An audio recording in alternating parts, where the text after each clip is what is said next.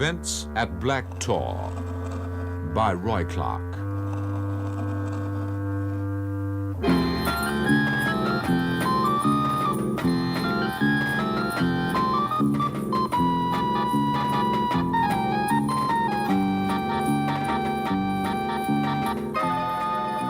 The Events at Black Tor, Episode 1, Such as Sit in Darkness. A story set on the Yorkshire moors in which our hero first encounters the powers of evil.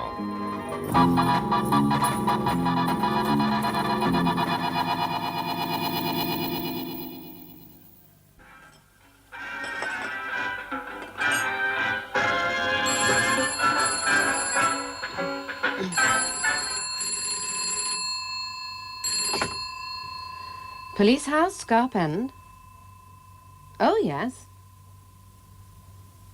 I see. Well, the constable's out at the moment. It's not very likely. He could be anywhere on the moors. If I were you, Mr. Brooks, I'd drop it into the station in town next time you're there. Yes. Yes, all right. Goodbye. This was a fair sample of Tang Tao Din. I didn't want any more. I began to wonder how I was going to survive my first year in the wilderness.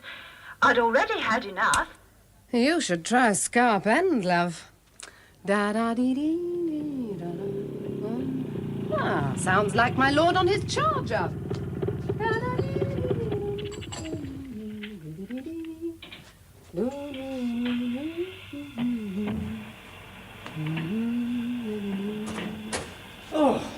Oh, I'd soon have enough of this blasted fresh air. Oh, what the hell is it? Well, don't wreck the place. Tell me what it is you're looking for, and I'll tell you where it is. Don't tell me how to find things. I've been on a CID course. Have you seen the cream? I think my lips are getting chapped. What's so funny? Oh, Jamie, country bobbies aren't supposed to get chapped lips. They've got faces like leather. It's that damn bike. But it's the middle of summer. Not on that damn bike, it's not. Well, where is it then? In the top drawer. No, the cabinet. Hey, any mail yet? Not yet. God, we'd do better by carrier pigeon. Oh, poor soul, she must cycle 20 miles a day up and down these hills. I bet she's not got chapped lips, though. All right, smarty. Wait, listen. I know what I had to tell you. You'll never believe it. I didn't at first, and I saw it. I mean, I've always thought it was a bit medieval around these parts. I mean, you know, you walk up this door and you leave the 20th century behind. Well, I was on the Clayton Road, right on the moor top, on my way home. Well, I just come round the bend past Geary's place, and there, calm as you like, sitting on what was left of the dry stone wall at the side of the road, you'll never believe it. Oh, come on, Jamie, for crying out loud. What? A monk. Oh, what? A monk. Well, a friar, I suppose, really. Anyway, there he was, black cloak, hood, beads, the lot. I nearly died. Honestly, I nearly fell off the bike. I couldn't take my eyes off him. I kept waiting for him to disappear in a puff of smoke. Oh, really, Jamie? Oh, yes, Miss Clever. It's all very well in your own kitchen, but you get out there on those moors and see a silhouette like that against a lowering, gloomy sky. Oh, was that the mail? Oh, it sounds like the local suffragette. He was quite cheery, really. Gave me a grin and a matey wave. Hell of a size. He must have been 9 foot tall. I think Mrs. Bullock's permanently injured your faculties. Well, all right then, 6'4". Let's see now. Another swine fever order. Aye. You'd better paper that back bedroom.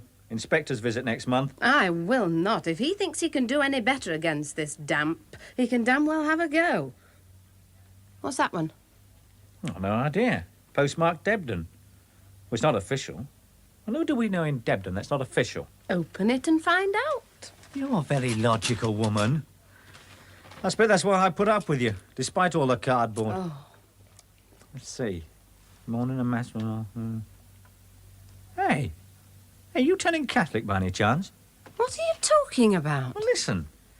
This morning, a mass was offered for the repose of the soul of Walter Spittlehouse, deceased of this parish. At 3 p.m. tomorrow, a short ceremony of remembrance will take place at the cottage Deep Dyke.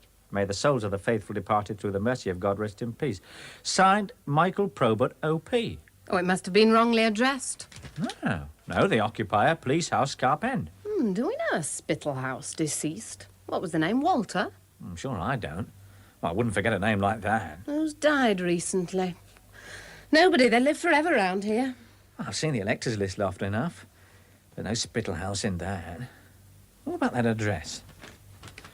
Cottage Deep Dyke. Well, that's the valley bottom below the Traveller's Rest. There's no cottage round there, not for miles. I mean, it's all scrub and woodland. Hey, except that there's that old cart shed affair falling to pieces.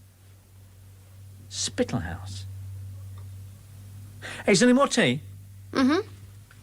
Michael Probert, O.P. Yeah, it might be in the dictionary. Let's have a look. Here we are. Oh, let's see now, abbreviations. O. Here we are. O.P. Order of Preachers. Brackets, Dominicans. Well, that's it then. Hey! 10 to 1 they wear a black habit and even money. Yon lofty great friar was one Michael Probert, O.P. But why? I mean, what's going on? Here, drink your tea. Well, perhaps it's some kind of leg pull. Well, I don't think members of religious orders go about making jokes over masses for the dead. No, there must be a reason. It's just that at the moment there's a link missing. Unless... Here, hang on. What are you up to now? Shh. See, Oh, hello, Sergeant. Hewitt here, North Pole. How's crime and civilization? What? Yeah, about the same. Very intimate with cattle and pigs. And no news about my transfer yet, is there? No, there wouldn't be. Hey, listen, Sarge. Does the name Spittle House register with you, Walter deceased? I don't know how long. We're going back a bit, maybe 10, 12 years. Yeah, wasn't there some old gaffer foully done to death up here? Yeah. Well, his name was Walt, wasn't it? But it wasn't Spittle House. Yeah. Well, yeah, I know it's before your time, and mine, thank God. Couldn't bear to have been here that long. Yeah, that's right. Hedger? Walt Hedger. What? Well, was it Hedger, or was that just because of his trade? Hmm? Yeah. Yeah, I see, right. Yeah, thanks. Yeah, well, see if you can root out the book, Sarge. Well, I'll have a look in later on. Will you be in? Right. No, just curiosity, really. That makes a change. Yeah. Yeah, I'll see you then. Bye. Elementary, my dear Pamela. Old Walt, my dear. Old Walt Hedger. Born Spittlehouse, my darling. Born Walter Spittlehouse. Dead by person or persons unknown. Down in the forest, something stirs.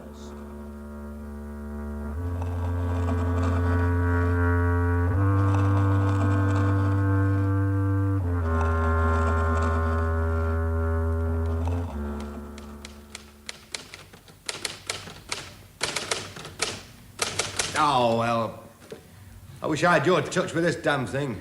It wasn't my idea posting you to that outside beat. You can stop your flannel, Sarge. I'm not going to type it for you. You know, it's making an hard man of you, Jamie, them moors. Yeah, so despite these first reports, there was really never any mystery about the old man's murder. Not according to Harry Bassett. Not for long, anyway. Well, he was identified pretty quick, considering his head was missing. Oh, nothing to it. I mean, he'd been inside a few times, poaching, vagrancy. His dabs were on file. The theory was he didn't take the head to prevent identification, more likely to hide the mode of death. It's a bit determined, you know, carving the poor devil's head off.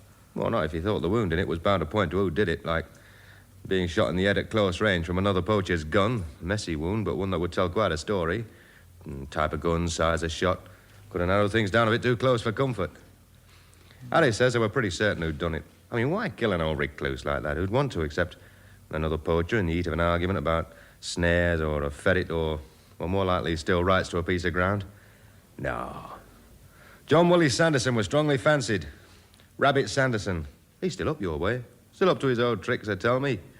Poaching, I mean, not murder. That wasn't really in his line. Yeah, I've seen him, little fella. He looks just like that terrier of his. Oh, that's him. Apparently they gave him a right going over, but he wouldn't budge. Wouldn't say a word. We got no alibi, of course. At that time of night, he'd be out poaching. He'd been known to fall wrong of old Walt odd times before. Anyway, he wouldn't cuffs, and there was no evidence. And they never found the head? No. Not surprising, I mean, not out there. You see, it was almost open and shut. Except they couldn't quite shut it. Oh. Yeah, I don't look so disappointed. It's passed the money for you nicely. And it's brought you down here just in time to give me an hand with this clerical. Well, you've not left much mystery in that. I wonder why this bloke's raking it up again. Would the old man be Catholic, do you think? No, I shouldn't have thought so, not round here. I suppose he must have been, else why is this friar of yours offering masses for him? Yeah, I suppose so. Oh, well, so much for the busman's holiday. Ah, come on, then. Move over. Well, what are you copying up, then? This? Hey, you're a messy paper man.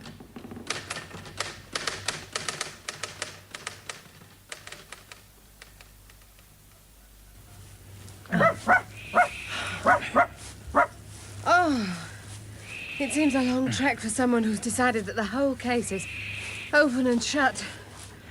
Well, that was before you told me he'd sent those mass for the dead cards to every house in the village. It appears that Father Michael Probert, O.P., doesn't think it's open and shut. I don't know why you couldn't visit this place in the daylight, then. And let the whole world know I'm interested. You know how much they miss round here. No, it's better this way. And a man taking his dog and his wife for a walk. In that order, I notice. Oh, damn. That's a pair of nylons you owe me. Well, look where you're going, Townie. The moon's bright enough. Here, come on, lass. Come on. Come here. I'll put her on the lead now, I think. Well, it can't be much further. I don't necessarily want to announce our arrival. Quiet, girl, quiet. What's the matter with the dog? I'll tell you what's the matter with the dog. She's damn well scared stiff like me. Oh, no, come on. Now, come on, both of you. Now, come on. Look at her. She's terrified. Oh, what's the matter, pet? Well, feel her. She's shivering. The hair's standing all down her back. Yeah. All right. Yeah, all right. Well, look, she can stay here with you, and I'll go and have a quick look. Oh, no, you don't. If you think I'm going It's to only stay... just down there. I don't care. You're not leaving me alone for 1 second. Okay. Look, she'll have to stay here then while we both go on. I'll tie her to this. Do you think she'll be all right? Well, why not? She's obviously happier here than going any further. Right. Well, that should hold her. Oh, poor old thing. Shan't be long, darling. Cheer up. Well, come on, then. And keep quiet. Shh. Now, stay there, girl. Stay there. Come on. Hee-ho.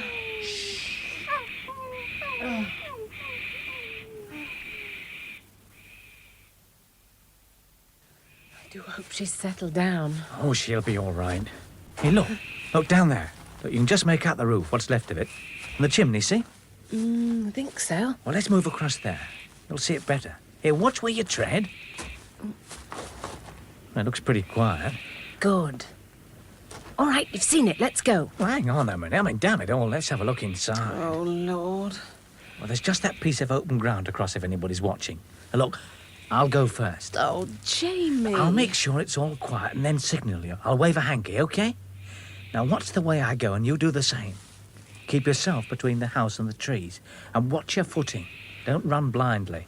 It'll be a hell of a way to cart you back with a twisted ankle. I'll see you. Be careful, Jamie.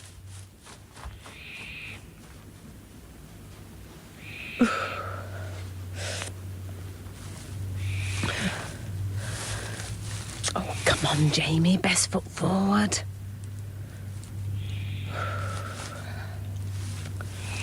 Where are you, Jamie? I bet he's forgotten I'm here. Wherever you are, Walter Spittlehouse, I hope you rest in peace tonight, body and head. That darling dog's the only one of us with any sense. Oof. Wonder if he's got a clean handkerchief. Ah, here we go.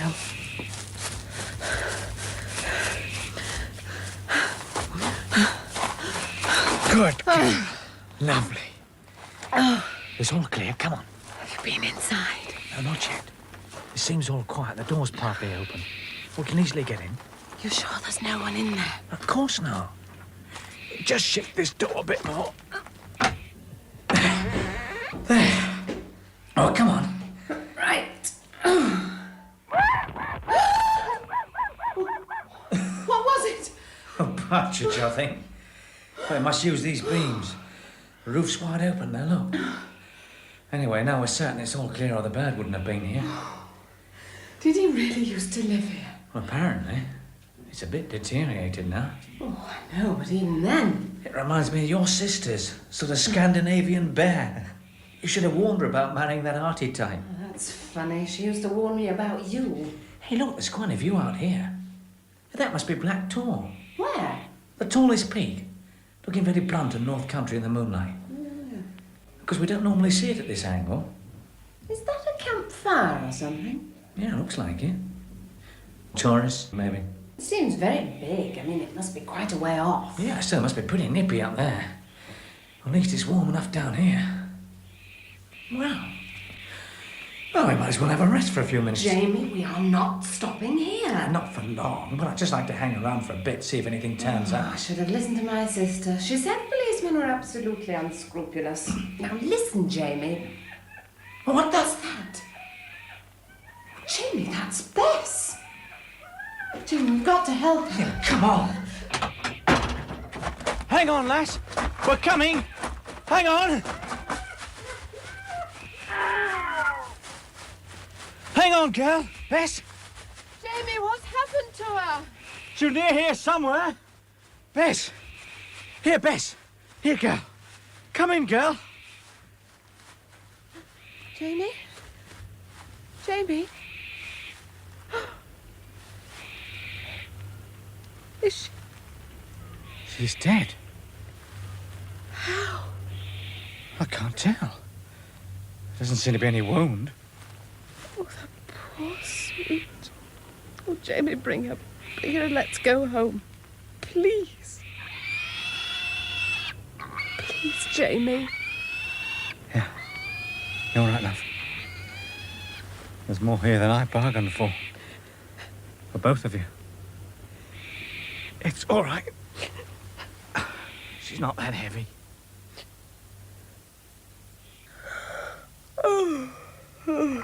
Did I sweeten it? I can't remember. You ought to go back to bed. You didn't get much sleep. Did you? I kept trying to figure it out.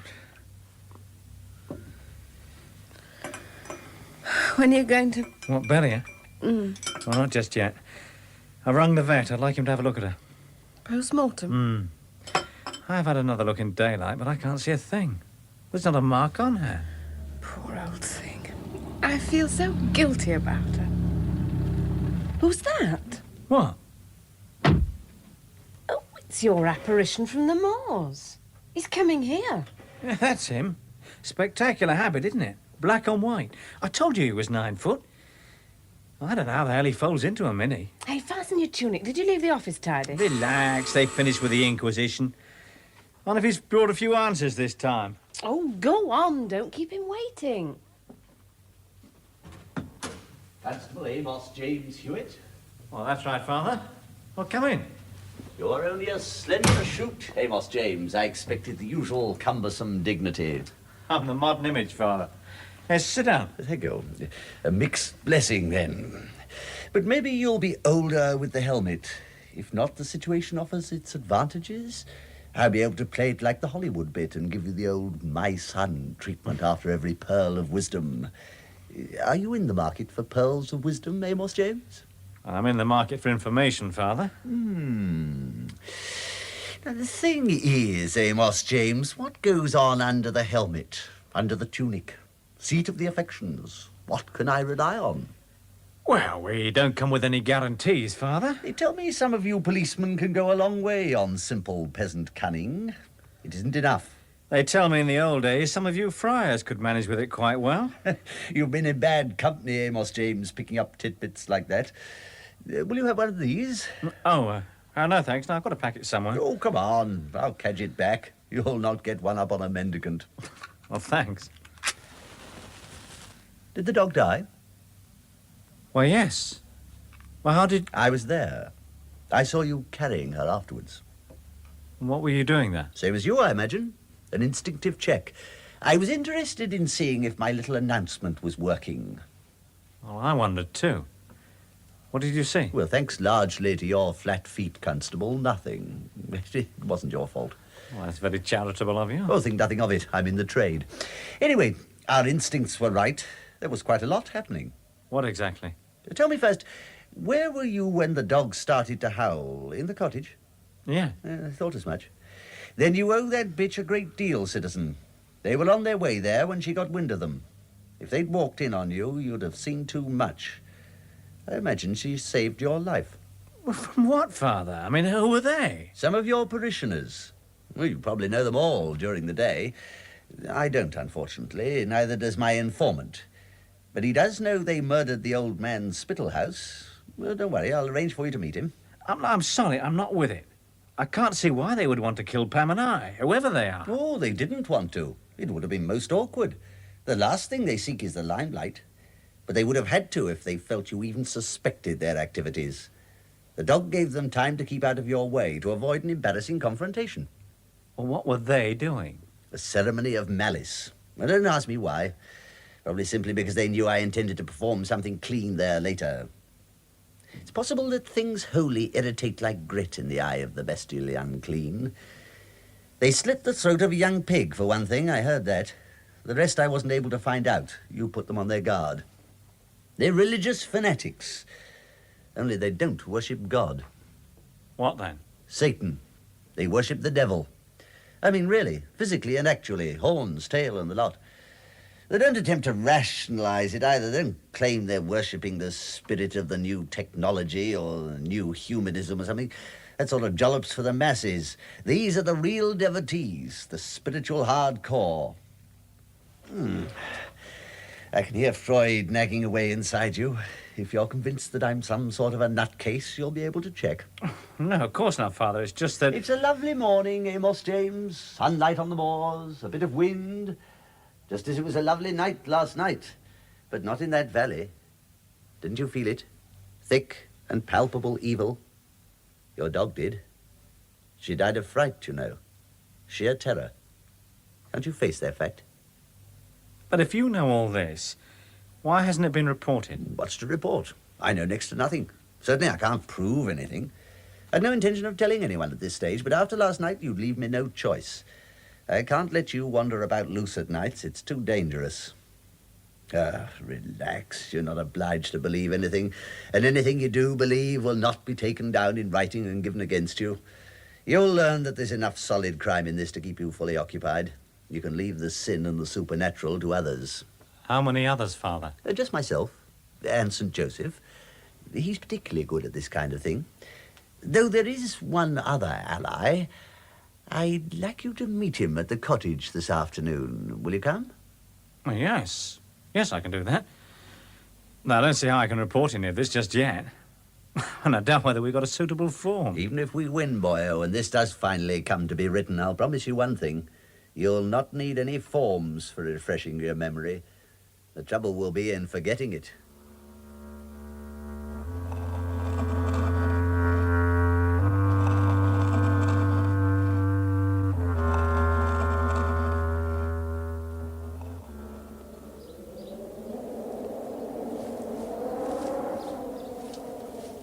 Over there, Father.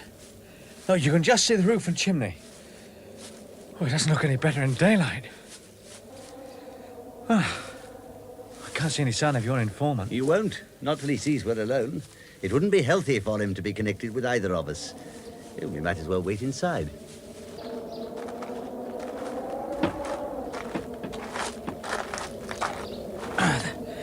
The door's not really functional. Anyone home? Well, he's not arrived yet, Father. He was maybe watching from outside somewhere. He's more at home out there. Give him time. Yeah. A cigarette, Father? Later. It's time I read my office. Oh, well, I'll have a look around. You needn't, you know. I don't lay on a bed of nails or anything. You can still smoke. Yeah, I know. It's just that... Oh, heck, say one for me, Father. I intended to. Deus in aditorium meum in Dei, gloria Patri, Filio et Spiritui Sancto, sicut erat in principio et nunc et semper et in saecula saeculorum. Father! Father, over here!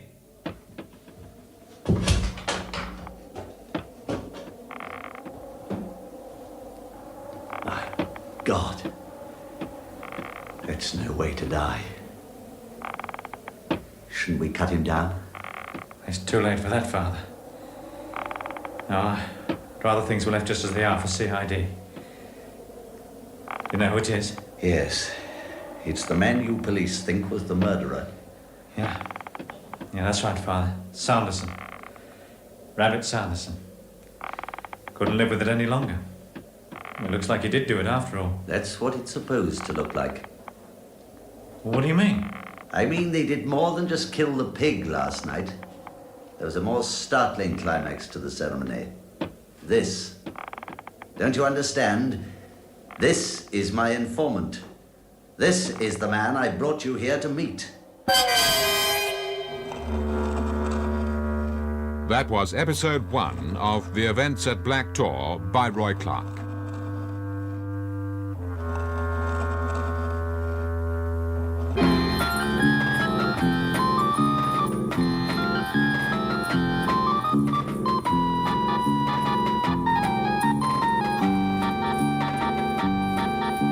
Listen to the next episode of Alan Ayckbourn's production of The Events at Black Tor, The Unquiet Dead.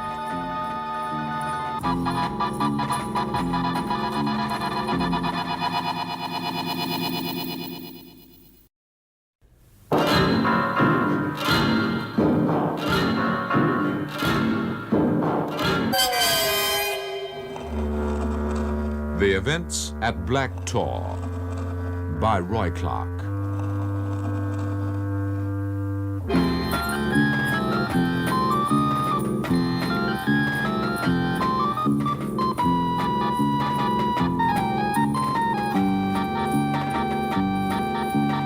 The Events at Black Tor, Episode 2, The Unquiet Dead, in which Jamie and Father Probert, who have already brushed with violent death, find further evidence of the forces of darkness.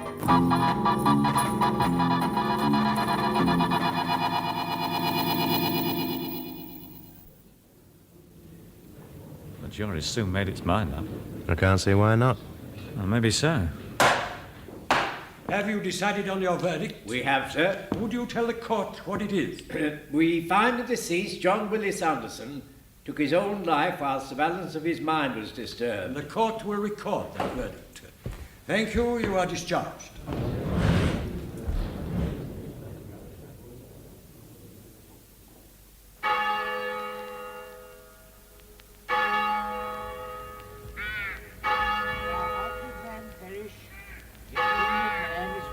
Day by day. Our light affliction, which is but for a moment, worketh for us a far more exceeding and eternal weight of glory.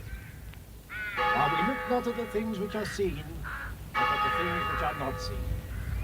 For the things which are seen are temporal, but the things which are not seen are eternal. I somehow expected Father Probert to be taking the service. Well, Rabbit wasn't a Catholic, apparently, so it'll be one of his demarcation disputes. I wonder why he became involved then. Association of ideas, I expect. Our own vicar's a bit too rural England for the psychic phenomena. There aren't many here. Oh, I expected more. He wasn't exactly local boy makes good, but he must have had lots of cronies. I mean, why aren't they here? Perhaps too scared to come. Oh, give over. I mean, why should they be scared? It's a queer business. All right, so it's queer, but it's not as weird as all that, is it? There's an atmosphere here you can cut. That's a funeral, love. Any funeral. It'll be different back home over a cup of tea. I suppose so. Is that poor woman his sister? What? Oh, yeah. I wonder what she thinks of it all. It was hard to tell. They call her Daft Maggie. She looks so thin. Oh, well, it looks as if it's all finished now. I'm going to wander over there now they've gone. I'll come with you. Well, I'd just like to, well, you know, throw a handful of dirt, that's all. Just a gesture. You're lovely, Ripley, aren't you? It's a kind gesture.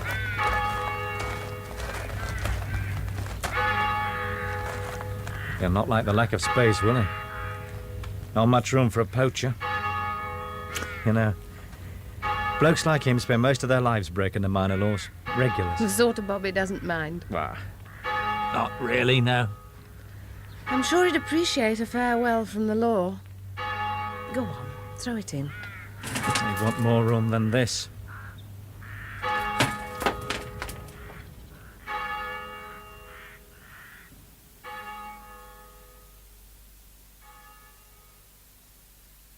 You see? I told you you'd feel better. Yes, I do. Of course you do. You can't go all extrasensory perceptual in a police house. It's against nature.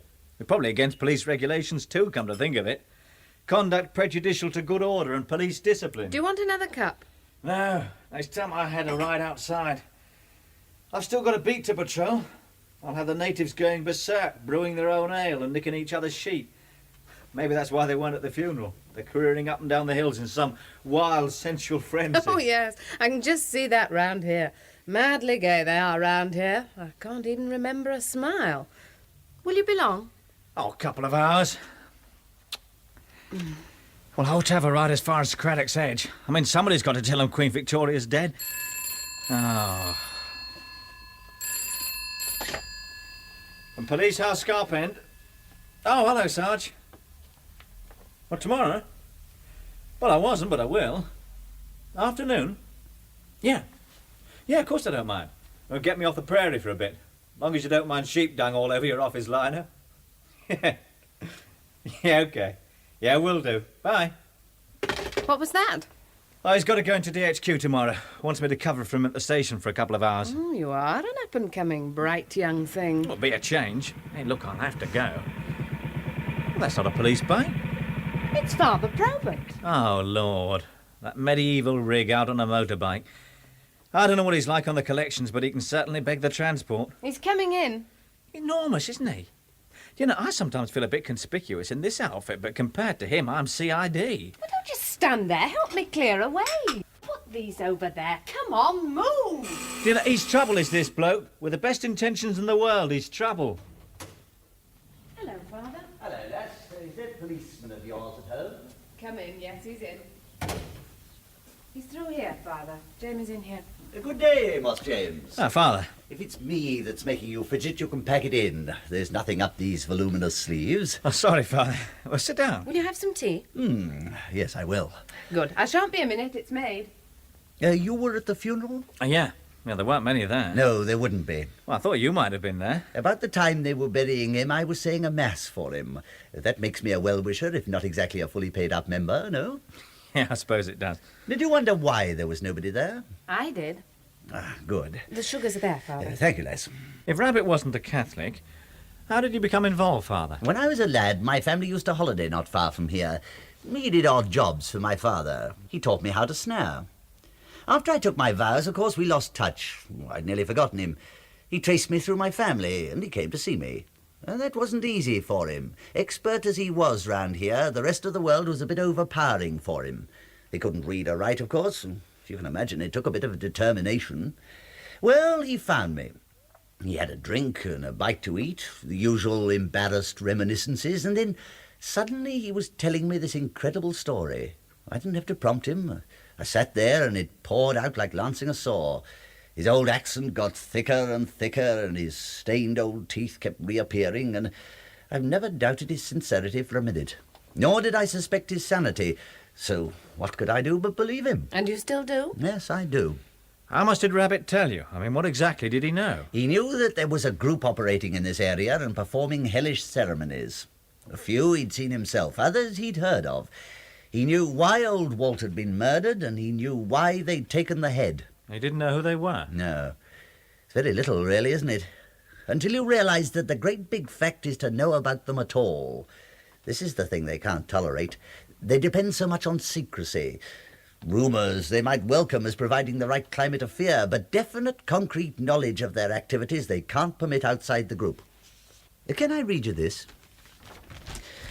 One of the indictments against Susan Barker was that she feloniously did take up a skull out of a certain grave in the burying ground of the parish church aforesaid, being part of the body of a certain deceased man lately buried there, with intent to use the said skull in certain evil and devilish arts. When was that? 1616. You see, you've had a supernatural problem round here for some time. Well, that's going back a bit, isn't it? I mean, they all believed it then. The problem of doubt? Then listen to this. A peasant drawing water from a well was horrified to find a recently severed arm. When the authorities drained the well, they discovered a number of mutilated human remains. An investigation proved that several graves in a nearby cemetery had been disturbed. The caretaker of the cemetery was arrested, and in his house were found books dealing with the black arts. Would you like to guess the date of that one? Same period. October 1931, Finland. All right, Father, so there's always been some nut In that same investigation, the Finnish police appealed to Scotland Yard for help in tracing the activities of a society of devil worshippers with members all over Europe and a high priest in London. So they delude themselves. Then believe in that. It's enough. Because those delusions, as you prefer to call them, result in solid, concrete physical crimes. Don't you see, Jamie? It doesn't matter that you can't share their beliefs. If they are doing these ghastly things, then it is your concern. Well, certainly. If there was any evidence of that sort of thing... Well, you're the lad to find that out. Is there a way you can do it without involving anyone else at this stage? Well, it's possible.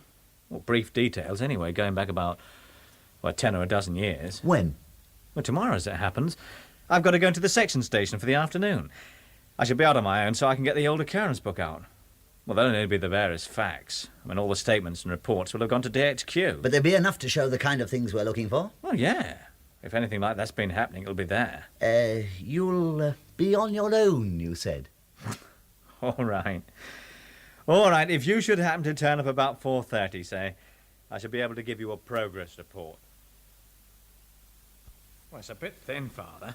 Just the one in all that time and not a thing for years now. There should have been more. Bear in mind they're not seeking to advertise, but there should be more. They need certain bits and pieces for their ceremonies. Anyway, what have you found? 21st of June, willful damage to cemetery. At 9:10 a.m. this date, a telephone message received from the Reverend Brooks, Vicar of St. Stephen's, to the effect that during the night damage had been occasioned to certain graves in the churchyard. Headstone had been toppled, ornaments removed and recent graves levelled. PC 412 Riddler and PS 390 Waters to the scene. Apparently no one was ever convicted. What about the two officers? Riddler's retired, Waters posted. That's handy. What about the vicar? Oh, he's still here, part of the landscape. Well, we better find out what he remembers. Are you sure it's worth it? I mean, it could be an ordinary case of vandalism. That's what it was supposed to look like, to distract attention. From what? Those levelled graves. I'll bet you they were more than levelled. I must confess I don't quite understand your interest. I could recount it equally well in the vicarage. Are you certain you don't care for a whisky, Father? Thank you, no. I'm afraid I don't keep any beer. My tastes don't run in that direction. I've always been a quality rather than a quantity man. The essence of the spirit rather than the outward manifestation. An almost unassailable moral standpoint. Yes, it's rather a fundamental of mine. It enables me, for instance, to feel not one whit less clerical for this collar and tie than does your own rather more conspicuous attire. An impeccable tie, naturally. Even exclusive. Or would you insist that our duties are only to the masses? Now, this was the place, I think. Of course, the graves were new then. They all look very similar now. But it was these, I'm sure. Was more than one? Oh, yes, yes. It looked like a circus had been through. Do you ride, by the way, Father? Yes, as a matter of fact. Oh, I see, really. Oh, that's splendid. A wonderful relaxation, I find. I keep a pair. It's just the place around here, of course. What's your mount, Father? A BSA 500cc. Yes. I thought you weren't the type.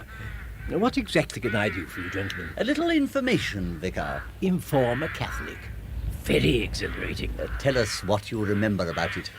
I remember no one was ever court constable, an event all too typical of our enlightened modern climates. Young louts going about unpunished. Did you have any reason to suspect it might be Youth's vicar? Who else? I suppose one would be expected to applaud them for having the imagination to graduate from cinema seats. If you are finally onto them after all this time, I shall still press charges.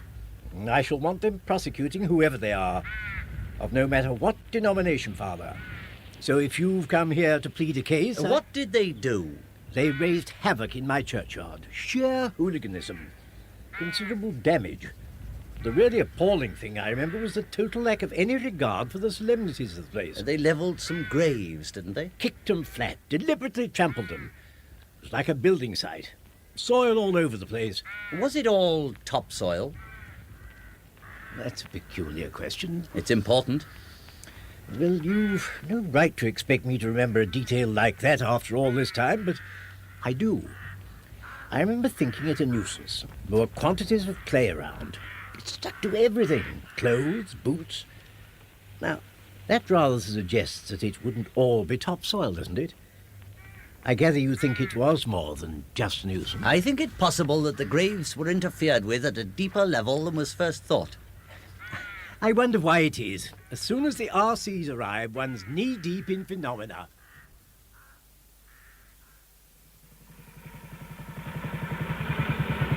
I still don't see what makes you so sure. The date, Jamie, 21st of June. The following night is a big one in their calendar. The night of the Spring Festival. It calls for something special. I'd stake my life one of those graves is empty. It's still no good asking for an exhumation order. You've no real evidence. I agree. Besides, we're not sure exactly which grave. What now, then? So, you're with me. Welcome aboard, Jamie. It's up to you for a while now. A matter of finding their trail. Well, back to square one, then. I'd like to retrace Rabbit's movements on the night he died. It's still unofficial, mind. Absolutely no grounds for taking up police time. Now, don't spoil it. You're sounding like a Protestant again. It's all yours. You're the expert at this stage. Now, where do we start? Rabbit's sister, tomorrow night. I've got to return some of his effects anyway. Tomorrow, then.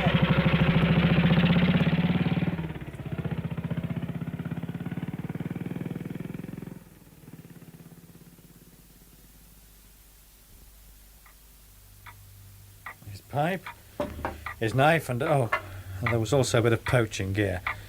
You understand I can't return that. You'll not be needing it. Now it's killed him. I always said it would. I told him, you can't go on killing things, little things. Maggie, do you know who I am? Aye, he said. What did he say? That you'd come to help, but I knew you weren't. I told him there'd be no help till he stopped killing. I could go. He'd laugh at me. Not lately, mind, he didn't laugh lately. Well, why's that? Was he worried about something? He was feared.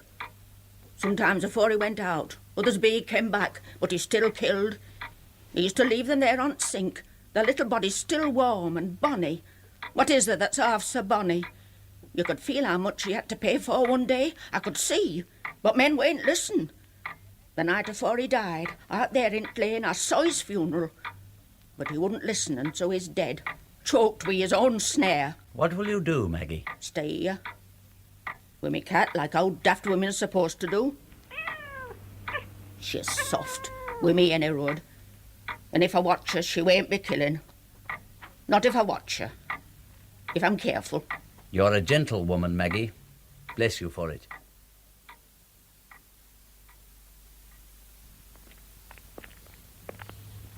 Funny ideas. That's the problem of pain she's wrestling with, Jamie. At a level of involvement quite as deep as a theologian's. She'd seen the fear in him, obviously. She'd seen all sorts. What was it? On the night afore he died, I saw his funeral. Yes, that was strange. She didn't appear to be given to visions. Well, at least she settled one thing. We know Rabbit never reached home after he left the grape. So somehow they got him between the pub and here. But how? He must have been on his guard. Anything suspicious and he'd have disappeared. He could move like a shadow. It would have to be this lane, if anywhere. They'd have to allow for some sort of struggle, however brief. It's the only safe spot between the cottage and the pub. They'd use a vehicle. Or would they? Well, this bogey element puts me off, Father. I don't feel confident with the normal thought processes. What can you rule out with this lot? I mean, for all I know, you could be telling me that they took him off on a broomstick. You just provide the detection spot. I'll handle the supernatural when it comes. Right, then. Well, a vehicle. Now, I don't think they'd follow him. He'd notice. No, they'd wait. Here in this lane. It's narrow, so that should mean at least one wheel on the grass verge. Well, it's been a bit dry lately, but there still might be a mark. Look, you take that side, I'll do this. What are we looking for exactly? Well, anything. Any mark at all. Just give us a shout. The trouble is, it'll be dark soon.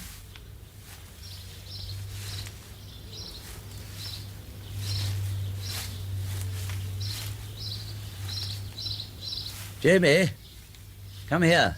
What is it? Was this his dog? Poor little mutt. Yeah, that was his. He never went anywhere without it. Well, that clinches it. He was killed.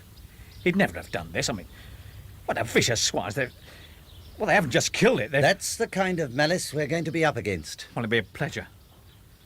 What's that tied to it? It's a warning. They call it the witch's ladder. The knots on the rope represent the number of days left to the victim. It doesn't look much like a ladder in this case, since there's only one knot. A warning? To all who listen to the rumours and believe. They couldn't hang it round Rabbit's own neck, of course. That might have invited awkward questions at the inquest. So they hung it to his terrier and left it where it would be seen eventually by someone. And the warning's clear enough. The dog and his master both dead. Yeah, well, it must have been seen. I wonder why no one's reported it. To you? It wouldn't go near you, Jamie, not after this. Aye, they're a close lot anyway. You can't drag things out of them. I think the woman may have told us something. Oh, Maggie? Yes, more than we thought. I think she saw them the night he disappeared. I think she saw them in the lane here waiting. Though, of course, she wouldn't know what they were doing. You mean the night before he died, I saw his funeral? Yeah. Yeah, but she said the night before he died. Now, did she? Or did she mean in her dialect, on the night he died before he died? They use that kind of construction round here. It's possible. And if it was that same night, whatever she saw here in the lane was probably them. I still don't see now, what... She saw the vehicle. Now, the kind of vehicle that prompts us to say, look, there's a funeral. You think she saw a hearse? Why not? Anyway, we'll check. Well, it'd be a handy thing for them to have. Who's going to question what's in that sort of box?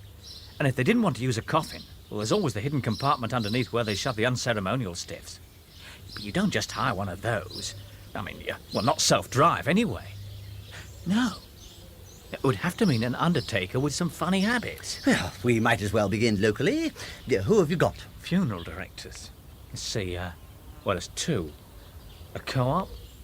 Well, that's not really likely, is it? No, old-fashioned but hardly satanic. Who else? John Eddie Brown. He does a bit of everything, including thieving, we think. Now, he's much more likely. It fits, you know. It would explain, for instance, why there's been so few graves tampered with. You mean, who needs to dig? Why not just not bury him in the first place? God, this one's looking at all right. Count me in for my turn on watch. Well, you're going to lose some sleep, Father. I think it'll be his night journeys that will repay our interest. We're all going to lose sleep till this thing's over. Well, come on, then. Look, we'll have another word with Maggie. If she can lend us a shovel, we can bury this dog. I daren't get too close. As long as we don't lose him. I must say you're well disguised. This rattletrap seems very unpolice-like. It's warmer than that damn bike. Thinks. Where's a rising young policeman going to get a shabby van like this? I have my contacts. Hey, look. He's turning right. There's not much out that way, either. He's going somewhere, and with a coffin. Oh, I'm just grateful for the break in monotony. I was looking forward to another wasted night watching his bedroom light go out. It might still turn out to be legit. Which is more than can be said for our little outing. Don't you believe in lights, or is this just another novel feature of our carriage? Don't chicken out at this stage, Father. It's a good job we're off the tourist routes. And mind you, they do tell me there was a car through here last March. Aye, there he goes. What is it? It's the entrance to a one-time stately home. It's an old folks' rest home now. Private affair, very plush, they say. For the aged and well-heeled, who also die, apparently. Just the same as the poor folk. Don't give you much encouragement, does it? Look, I'm going on past. We'll wait on the other side, then assuming he'll be going back the way he came, well, he's not likely to see us. think we're wasting our time anyway. It's probably a straightforward no monkey business trip. This time, we'll try again.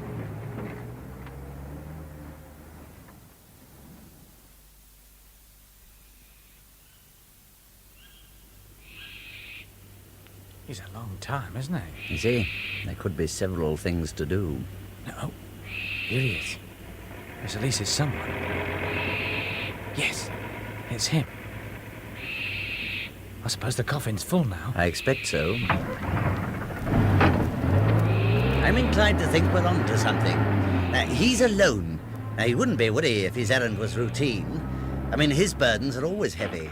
There must be someone who normally helps him, even on night calls. Hey, he's turning right. He's not going back home. Where's that lead to? I know how much.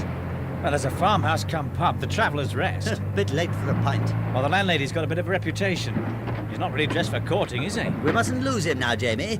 I want to see exactly what happens to that coffin. Everything. And push it as close as you dare. Right. It's not just oil that's burning. I'm beginning to detect a whiff of the fires of hell.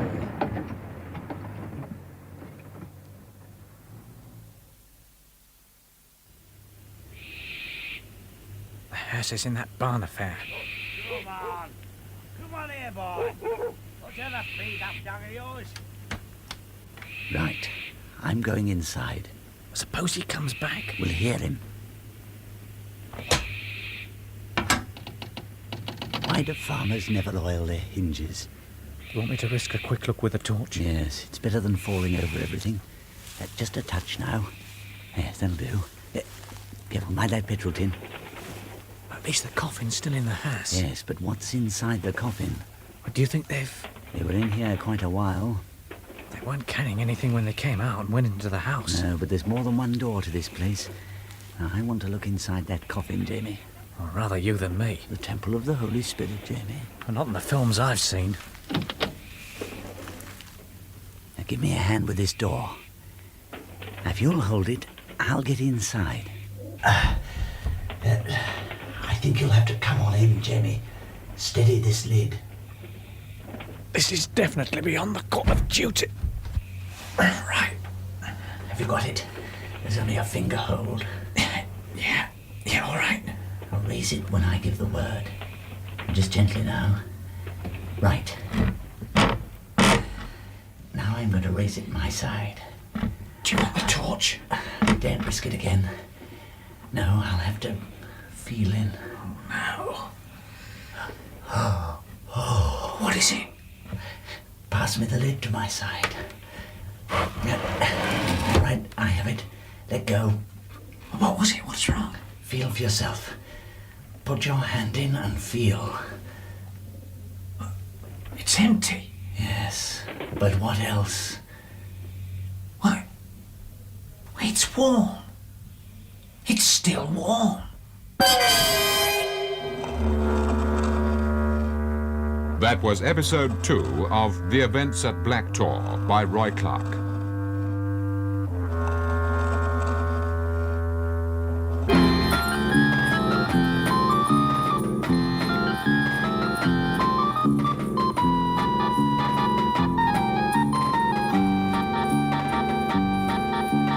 Listen to the next episode of Alan Ayckbourn's production of The Events at Black Tor, The Fires of Hell.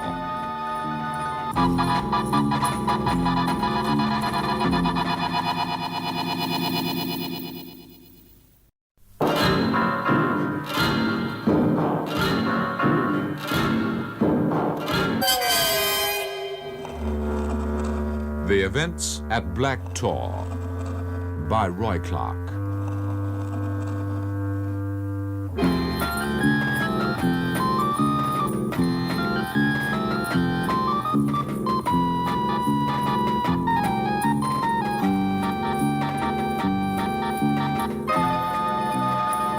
The Events at Black Tor, Episode 3, The Fires of Hell, in which Jamie and Probert meet fresh terrors, and Pam is in danger of her life.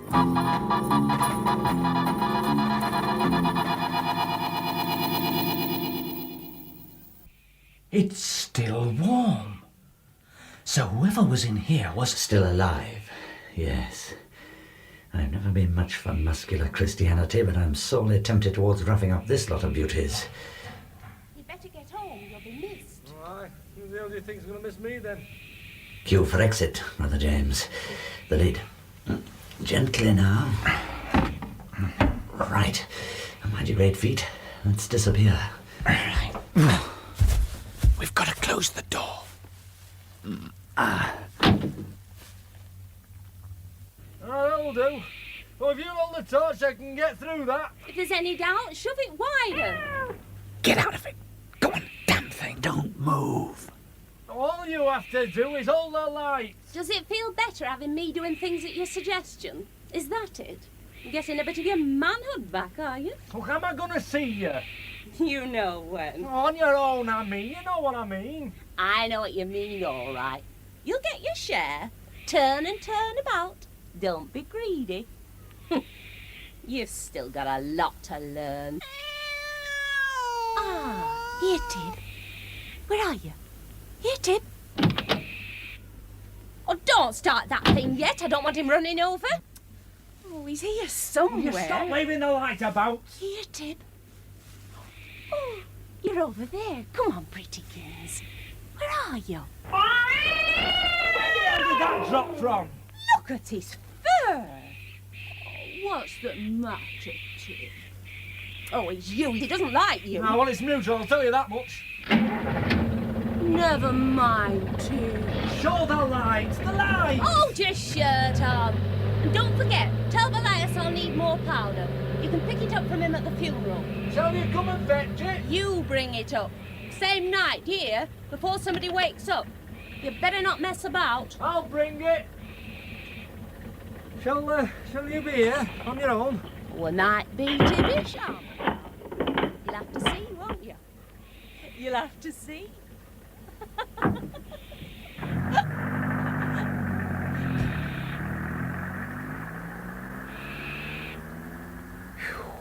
Had his flaming claws in. I could feel you were about to explode. It left in rather a hurry. It had some help. I thought she was coming over. She was. What now? We'll wait a minute. Let things settle, and then we'll have a look around. What for the... For the poor wretch they brought here. This place connects with some of the other buildings. The funeral that pair were talking about. Well, it's probably the same poor wretches. Only they'll be burying an empty coffin. With suitable weight and ceremony, yes. Which leaves them with a spare human being and no strings attached. It means that somebody at the old folks' rest home must be signing death certificates. Including the one for his own immortal soul. So there's a doctor in it up to his ears. Would he be the one they called Belias? And it's a title among them. Belias, Prince of the Order of Virtues, who tempts men to arrogance. Undoubtedly one of the more successful devils. It won't be his name. By hell, it's neat, isn't it? By hell it is, Jamie. By hell and of hell and for hell. In a way, I regret having had to involve you. The responsibility in this is much heavier than you should have to bear. Oh, forget it. As long as we can do something for that poor... Oh, come on, let's get on with it. We'll try this door. Some sort of passage. I suppose whoever it is will be drugged. Well, let's hope so, anyway. Drugged and unattended. It's a bit optimistic, isn't it?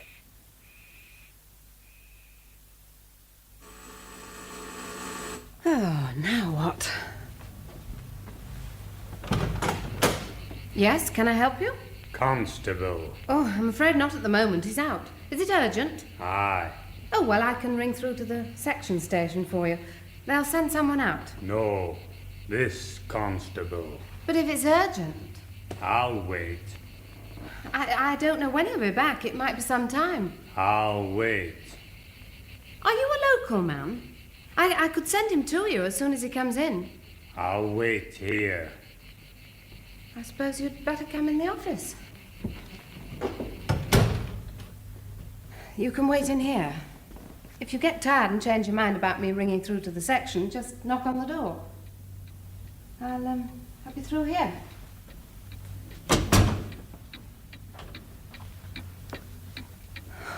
Come on, Jamie. Oh, Let's hope he's changed his mind. Yes? It's cold. It can't be that bad. We're centrally heated. Oh, now look here, I've given you several alternatives. I suggest you give me your address and go home and I'll... What are you doing? I'll wait in here. You can't come in here, this is private. I'm going to ring the section. Don't. I'll just sit here in this chair, out of your way. But this is... And you sit there, still. Nice and still. That way we're apart. But not if you get excited. If you get excited, then we won't be apart, will we?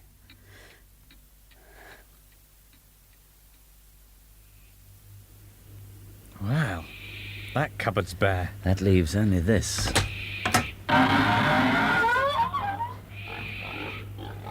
Sounds like a fold yard. Oh, smells like one. Gently does it, then. We don't want a stampede. It could be quite a size. There'll be doors off this place, too. We're starting all over again.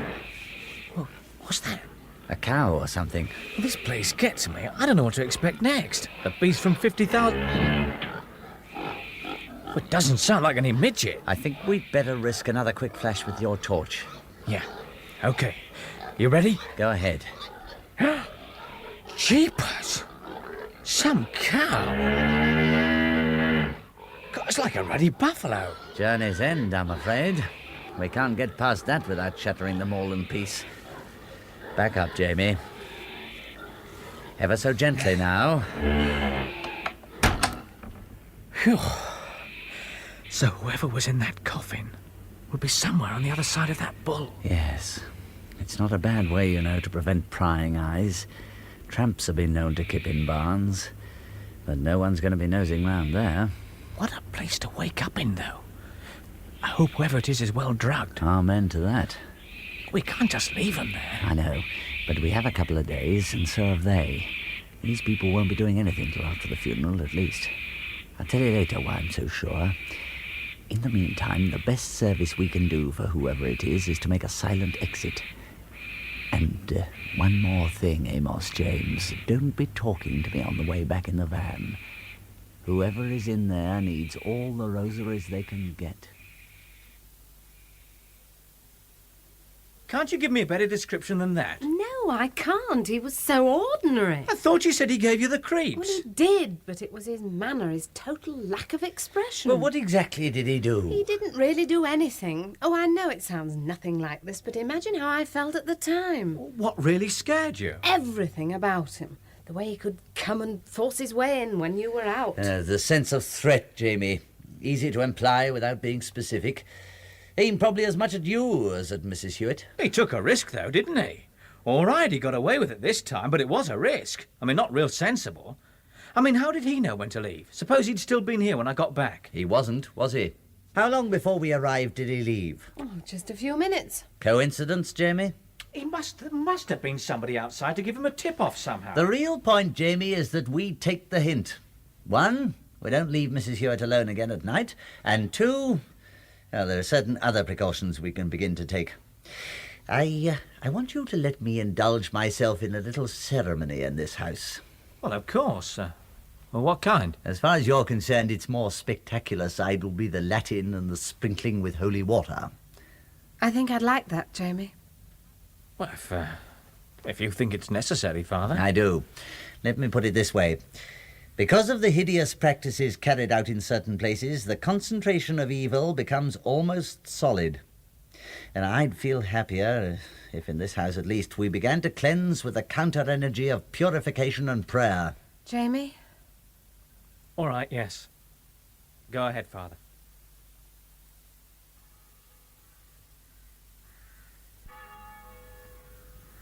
A good turnout from the rest home. It all looks very proper. That good vicar would be doing his well-bred nut if he knew he was performing over an empty box.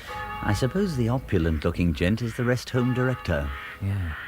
Hey, do you reckon he's Belias? Probably. Did your cleaning woman know what Mrs. Leslie is supposed to have died from? Old age, probably. Apparently they had Mrs. Leslie in a private room. It was well established that she was a dying woman. So no one's surprised by this funeral. It seemed to be finishing. Then we'd better withdraw. If they see us watching this, I'm afraid Mrs. Leslie soon would be dead, and this time for real. It's odd, isn't it?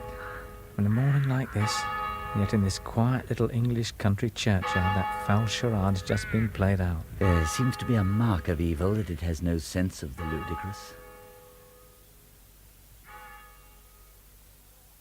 Hello, love. We're back. Your dinner is ruined. My fault, I'm afraid, Mrs. Hewitt. Oh, it's not. We've been across half the blasted hills in the county. Oh, I'm bushed. Is there a cuppa? There is, plus the burnt remains. Well, was it worth it? Did you find what you were looking for? Not a sign. Dead sheep or two, that's the lot. As far as you know, we've covered all the places that the locals seem to hold in bad odour. Yeah, as far as I know. I felt sure it'd be one of those. Unless... Unless what? Unless its reputation is so bad that they never speak about it at all. What about the fire we saw that night? Well, what night? Well, the night poor Bess died. You know, in that awful cottage you dragged me to. Hey, that's right. I'd forgotten. We saw it from the window in the cottage. It was up the hill, Black Tor direction somewhere. Jimmy, have you got a map? Yeah, where's the Ordnance Survey? Well, it should be in here, but knowing your tidy habits... Ah, here it is. Ah, that's it.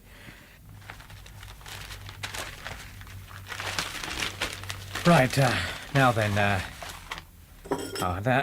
here's Scarp End. Yeah. Now, where's the deep dyke? Down here somewhere. Well, it's an old cottage. It's probably shown. Yeah, look. It was the back window, wasn't it? Yes. Don't you remember? We looked up and to the right. Yeah, I thought it was some camping party. So that's out this direction, Black Tor itself. It's a good place. It can only be seen from the deep dyke. And I mean, who goes down there? Except a few poachers. Yeah, that's right. And we know what happened to them. Well, the name itself should have told us. White being the traditional colour of purity and innocence, we can gather what reputation Black Tor must have had in the district. Do you think this is where they'll be taking Mrs. Leslie? I should say so, yes. We'll check first, of course. We'll pay a visit. Have we time to check? Oh, yes. We still got 2 nights. It's on the 3rd they'll be using it themselves. The date again, you see? The 23rd of June, night of the summer festival. When they do what they plan to do to that poor woman, will she be conscious? They're not going to do it. Not this time, Mrs. Hewitt. But there will have been others, and I'm afraid I can't imagine them sparing the victim's feelings. Well, now, I really must leave and put a few hours in at my parish. Tonight, then, Father? We're going to have a look at Black Tor? Yes. If it is the place, then we have both ends of the chain. We know where Mrs. Leslie is, and we shall know where they intend to take her. Now, surely, knowing that, when the time comes to call in the cavalry, we can get the job done without any accidents. Oh, I don't know. Can't we call them in now? Oh, believe me, Jamie, I'd like to. I'd like to share this, but I daren't alert them. We're going to have to take them, all of them, while they're fully committed in their ceremonies. Otherwise, some are going to escape. And if they do, there'll eventually be some other Mrs. Leslie. It's a risk we haven't the authority to take. We've got to get the lot.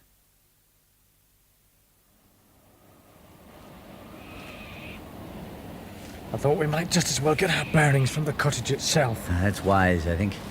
It's a pretty wild country up there. We could wander about for a long time without the proper bearing.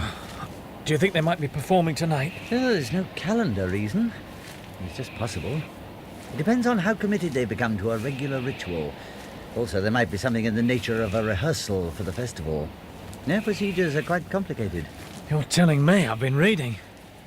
Seems hardly possible that people in this day and age behave like that. No, they're totally dedicated to evil. There are no limits. Oh, well, here's the cottage. Well, it seems quiet enough. All right. Let's go in. I feel better tonight knowing that that wife of yours is not going to be alone.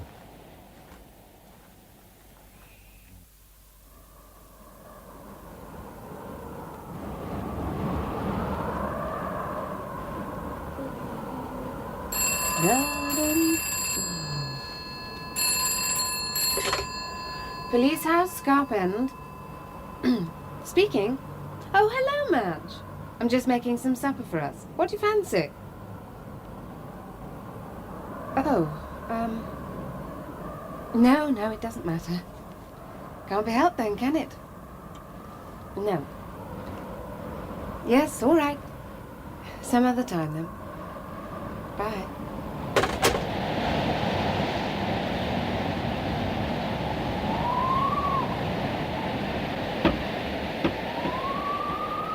Talk about atmosphere. This is not exactly my favourite cottage. In view of its associations, that's not surprising. At least 2 men have been murdered near here. Now, you think from this window this angle is about right? To the best of my recollection, yes. Well, if we set this to that bearing, then it'll probably get us somewhere near. It's going to be a tough old pull. From this end, yes. I assume there must be some easier access, though. Some route where they can get quite near with a vehicle. Well, yeah, there will be, from the other side. Hey, look at this. Where? Up the hill. Flames. They're lighting a fire. That's strange. For a rehearsal, I thought they wouldn't. Well, we won't need the compass now. Looks like we're in luck. If we can get close enough, there might be some faces in that firelight that I can recognise. Are you ready? Ready. The enemy materialises. Our first close contact. Hold your horses, policeman. It's a long climb.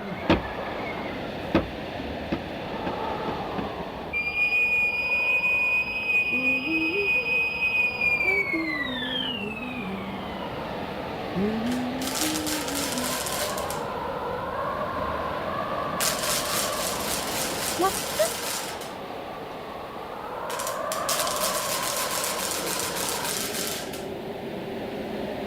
Who's there? Who's there?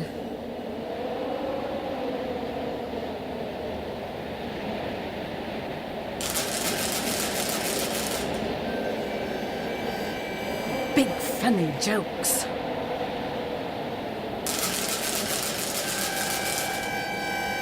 Right, I'll fix you lot. Hello?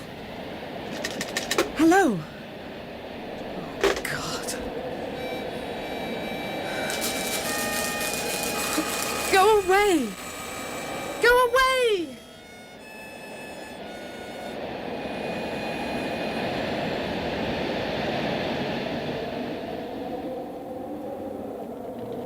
I haven't seen anyone around the fire yet. Have you? No. We ought to be able to see them from here. Unless they're all on the other side. No? No, not a sign. We might as well go in and have a closer look then. Must have finished. Jamie. All right, we'll do that, but first a warning. Back in the cottage, you felt the atmosphere, remember? Well, up here, round that fire, this place must be crawling with evil. You mustn't go in there with your mind unprepared, undefended. You must focus it now and keep it focused, whatever happens, on something strong enough and pure enough to support it. The cross is the strongest symbol. You understand me? Yeah, I think so. Yeah, all right. Hold fast to it, Jamie. Promise me. Yeah, all right. Good. Now, well, if you're ready then, come on. Now, if you find the idea slipping away from you, pray. Say the words distinctly and clearly. If I hadn't got your promise that you will, that you'll do as I say, I'd not dream of letting you put foot in this place. Believe me, Jamie, I'd send you bowling down this hill first. I believe you would. By the size of you, you'd probably be able to do it. Okay, you're the doctor. Anything you say. Come on, then. Can you feel the heat of hell, lad? Because that's what it is. Are those stones the ones we're looking for? Yes. And over there. Look. Their altar. Can't tell whether these are stains or shadows. Oh, this fire's hot. Strange colours, too. And shapes. What's that? The shapes in the fire. Turn away. Turn your back on it. Don't look. What? Oh, no. No, all right. I'm all right. The altar. There could be stains, look. Can't tell in this flickering light. But when the time comes, there'll be all sorts around here for your forensic people. What worries me at the moment, however, is why there's no one here. Why have they left a fire like this? It'll burn for an hour yet. Maybe more. This is interesting. The shape of these stones. Too much smoke. Even in the flames. They make a pentagon. Too thick. Dancing. They've made attempts to conjure up their filthy deities. No! No! Oh, God!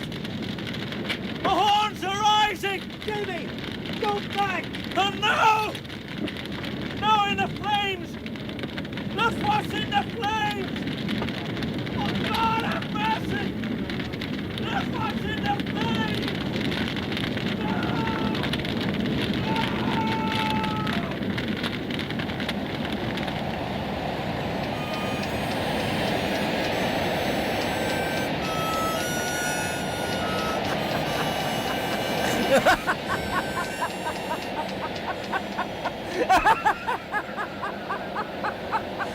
Jamie, come home. Please come home.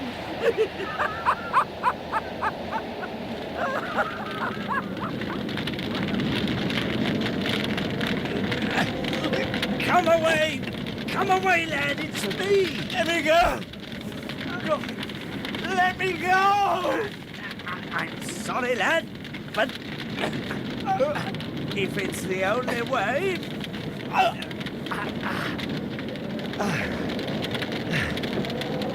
bless you, boy. Now, come on. Let's get you to some cleaner air.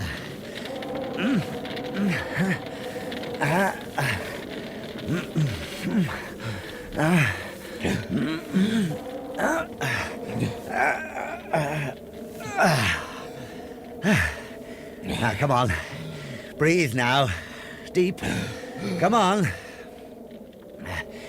Now, can you stand? No?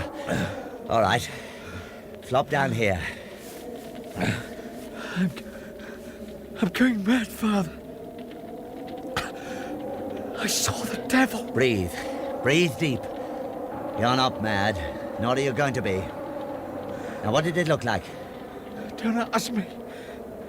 I can't bear to remember. Well, listen. Answer me this. You've been reading. Now, were there any illustrations in the books? Pictures of devils? Yes. It was like one of them, wasn't it? Yes. I never thought when I looked at those books that such things could really... Relax, Jamie. We've been had, don't you see? You already had the picture in your mind. You brought it with you. That's what you were looking at, your own imagination. Oh, excited, yes. Stimulated to excess, but nevertheless feeding on what was already there. They've been a jump ahead of us tonight, Jamie. I don't know how, but they were expecting us. That fire was an invitation. A loaded invitation. They were salted with something. You remember the colours? There was a smell. I thought maybe it was a kind of incense. But it wasn't. It was a drug. But what kind? Who knows? But remember, they've a tradition of expertise in strange mixtures. And we think Belias is a medical man. Well, that gives them all the old secret skills with herbs, plus the products of modern drug houses. So real. And damn dangerous. Do you know you were walking into that fire? I had an idea it was the only way I could be rid of it. That's all I wanted, to be rid of it. There are reports of several suicides following the taking of the drug LSD.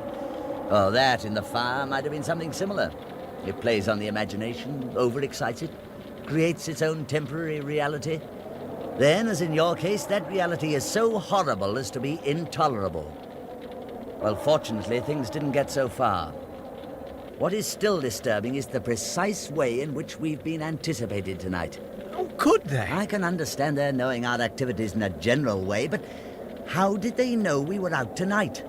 Why were they so sure that fire would attract us? They must have known that one of the things we'd been looking for is the site of their meetings. Yes, perhaps they've had one prepared for us every night. Unless... Who's sitting with Mrs. Hewitt? Well, Madge Harris. Girl from the grocer's shop. They talk to each other in the shop. What did you tell her? Well, just that I'd be up. What? You don't think that... Can you run? Get your feet back and use quick. You see, if they knew we would be out here, they'll know she's down there, not terribly well guarded. Come on!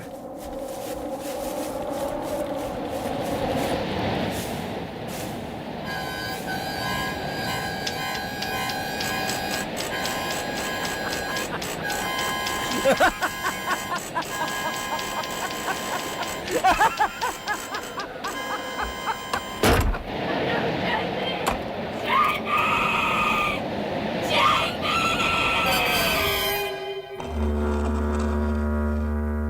was episode 3 of The Events at Black Tor by Roy Clark.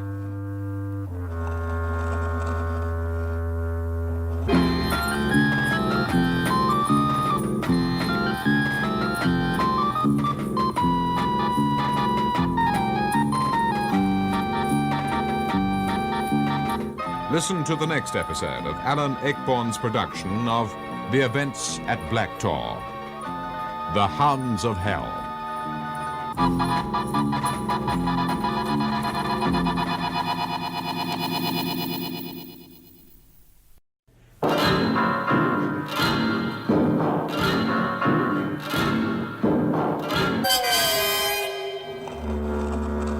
The Events at Black Tor by Roy Clark.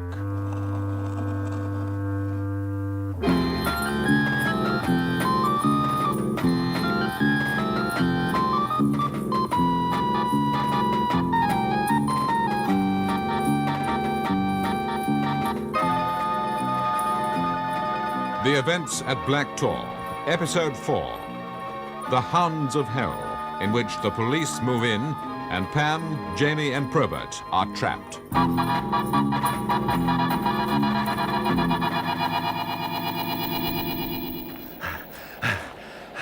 There's a light on anyway.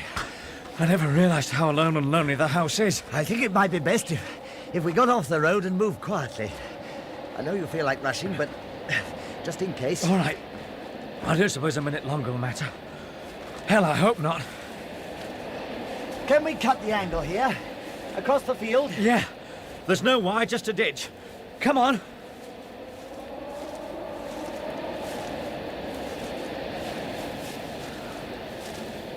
It seems quiet. I'll have to be getting another dog. She ought to have a dog for when I'm out. We'll walk in natural, shall we? I mean, slow. No sense in making a fuss if she's all right. Agreed. Through here, then, and then we're back on the road. I shan't leave her again till this is all over. It's lunacy. Way out here like this. But the door's wide open. It's been forced. Pam? Are you there, Pam? It's Jamie, we're home. Where are you, Pam? You there? If she's been hurt... Perhaps she left with a girl. Swing for her. Is she on the phone, the girl who was sitting in? She won't be upstairs with the door wide open. Are you there, Pam? Pam! The other girl, this Madge, was she on the phone? Oh, no, our old man keeps dogs. They live miles from anywhere. Take 'em hours to get here. I was going to take 'em back on the bike. I'm going to ring the station. Yes, I think it's time.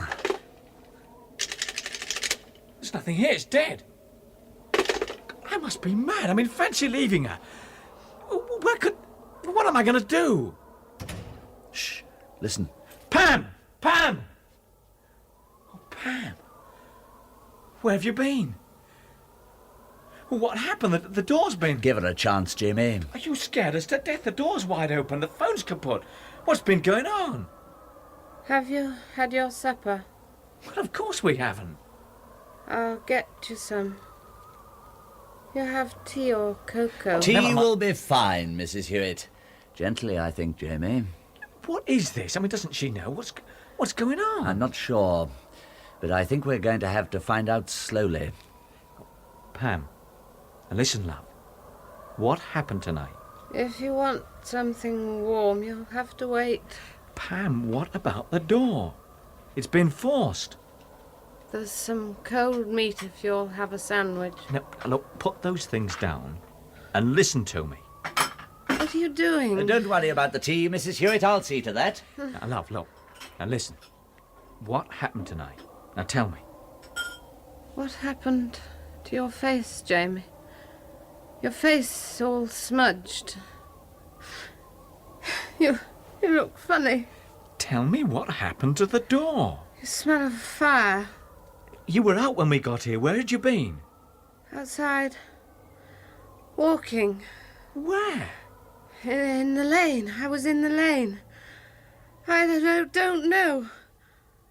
Let me get you a drink. I was making a drink. Never mind about the... Perhaps it would help, Jamie.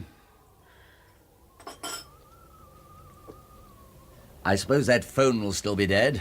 Well, yeah, of course it will. You're not expecting it was an exchange fault. No.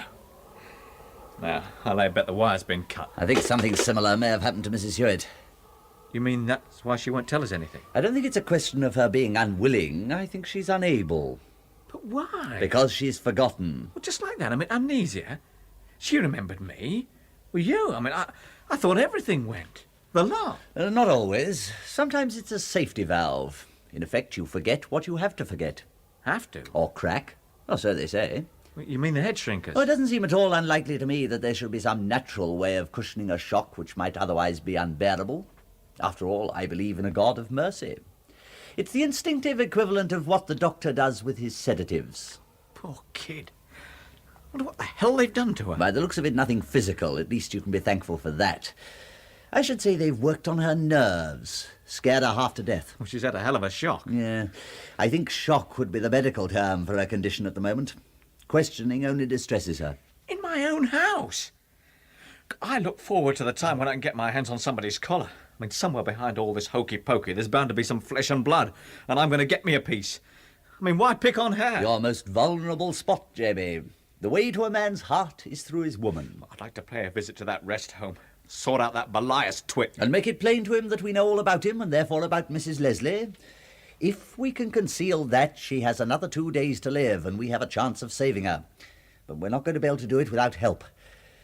You've had a taste of the malice that exists behind all this. It's evil and it's alert. It's time we called in the cavalry. It's going to be like walking on eggs, but somehow we've got to set the full machinery in motion without tipping our hand. It's funny, I can't seem to find the sugar. Oh, well, maybe Madge put it somewhere. Madge? Lord, yes, Madge. Well, what happened to her? Did she leave early? Don't know. I can't remember. Why can't I think? There's something about Madge. Don't worry, Mrs. Hewitt. Jamie, I'll get the bike and ride over to the girls' place. Check she's all right. Oh, thanks. There was something about supper. I was making something for supper. Yes, I may have made some pastry. Well, that's something. If it's been eaten, she must have only left recently. It's here. It's not been eaten. It's not even been baked. Why? Why can't I remember? Oh, Jamie, what's happening to me? All right, love. That's all right now. You've had a scare, and it'll all come back. Looks like the girl might not have come at all. Very convenient for them. Yeah, too convenient. It'll be worth finding out what made her change her mind. I'll see her in the morning and hear what she has to say. Right. What are you going to do now? I'm going to take Pam to the section house. I better get the doctor to see her. No, I don't want a doctor. That might be wise, providing you can invent a suitable reason for her being like this. Well, you don't think that Can we afford to take any chances? God, no. No, you're right. If she can sleep, it'll be all right. If not, you'll have to risk it. Make something up. Or say nothing. Well, I'll be glad when I've told the sergeant and get some of the weight off. Will he believe it? Well, he will if you're in attendance.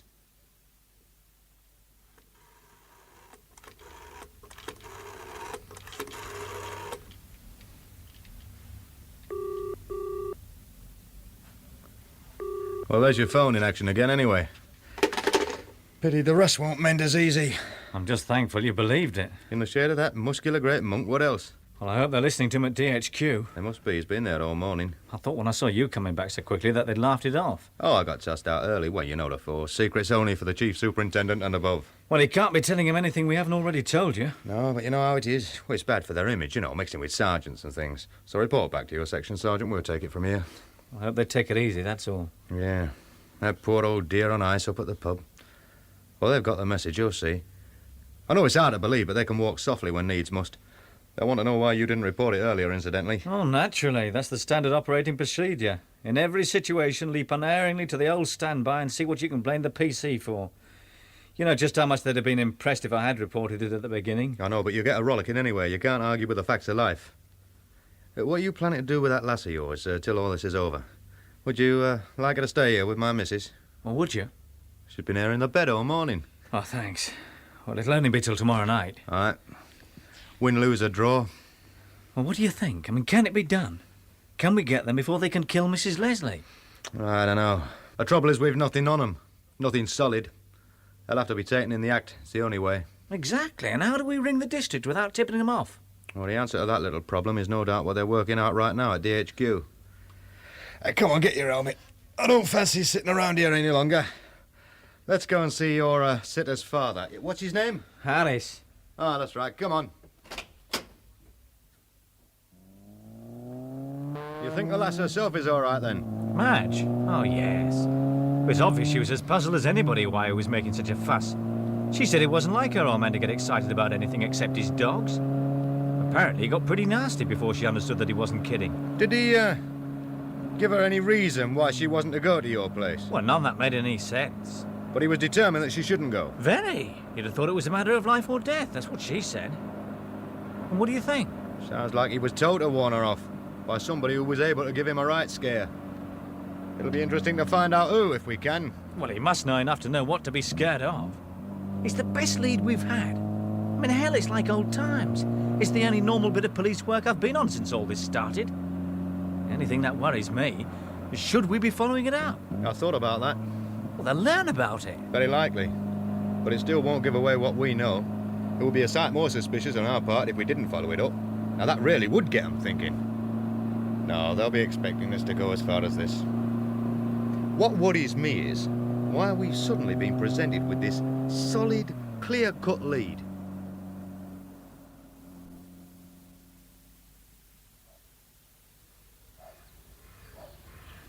That's his place. Through the gate behind the trees. Oh, he likes his seclusion, doesn't he? Oh, he has too. Breeds and trains these dogs. I don't suppose it'd go down well with neighbours. Yeah, and watch how you go, incidentally. He's got some as big as ponies. Oh, that doesn't sound much like a pony. That's the one he keeps for feeding to the big uns. Damn quiet. Why aren't the big dogs barking? Where are the kennels, then? Round the back of the house. We'll go there in a minute. Oh, I've got a feeling something's happened to that solid, clear-cut lead you were on about. Look, you're jumping to conclusions. I've told you before. That's for civvies. He might be in there yet, in a carsy or something. You want to bet?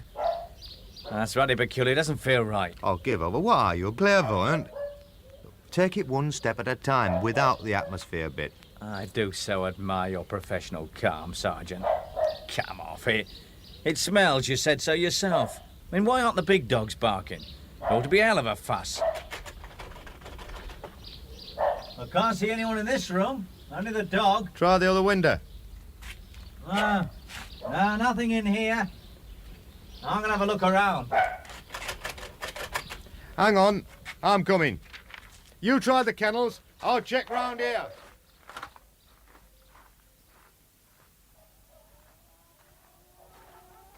They're all like this one. Cages wide open. Nothing, not a thing. No, there's not round there either. Maybe he's got them all out somewhere, exercising. Well, I shouldn't have thought so, not all at once. And they take a bit of handling, especially on what he feeds them on. What does he feed them on? Raw meat. In that storeroom down there, a load of it. Maybe he cooks it. Not by the look of the scraps in the cages. They'd be a bit of a handful, wouldn't they? I mean, big dogs on a diet like that. We shouldn't care to meet one in the dark. Hang on, there's still the barn. Let's have a look in the barn. You nosy old devil. You're the same, you old bobbies. Poke around for hours when somebody's back's turned. Well, it's the police instinct. Oh, aye, that, and not trusting your mother.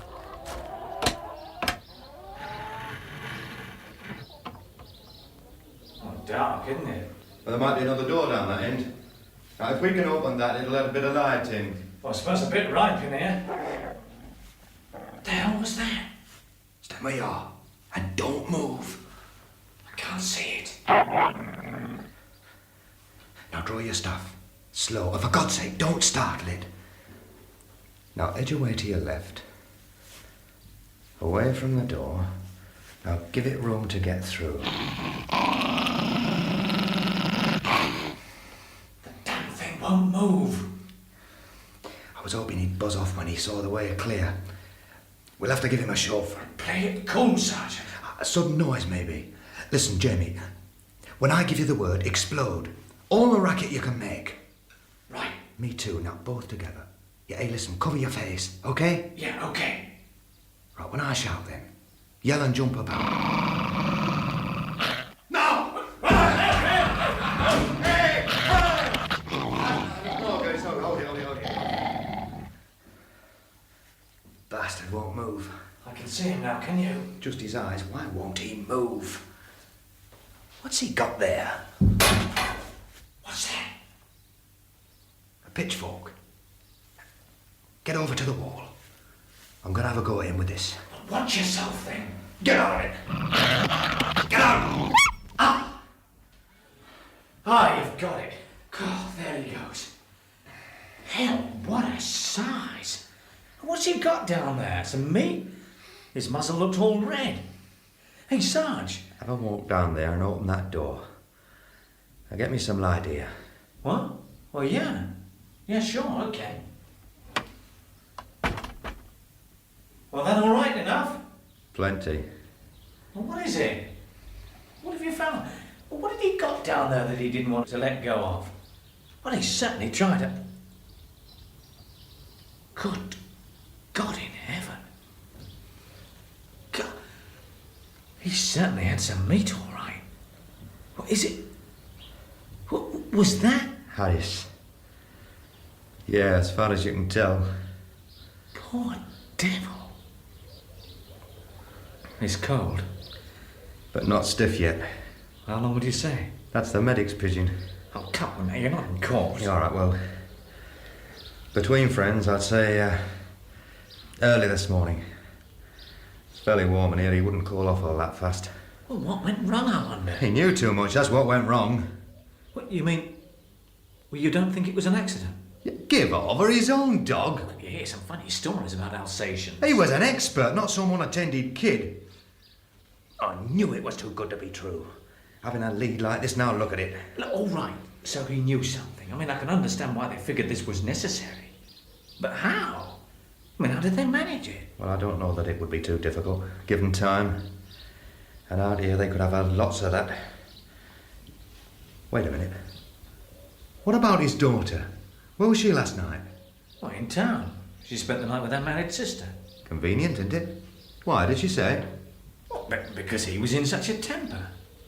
Well, by the time he'd finished making sure she kept away from Pam, they were having a tearing row. Now, I think she was scared to go home. Hey, do you think that's what he intended her to be? Well, don't you?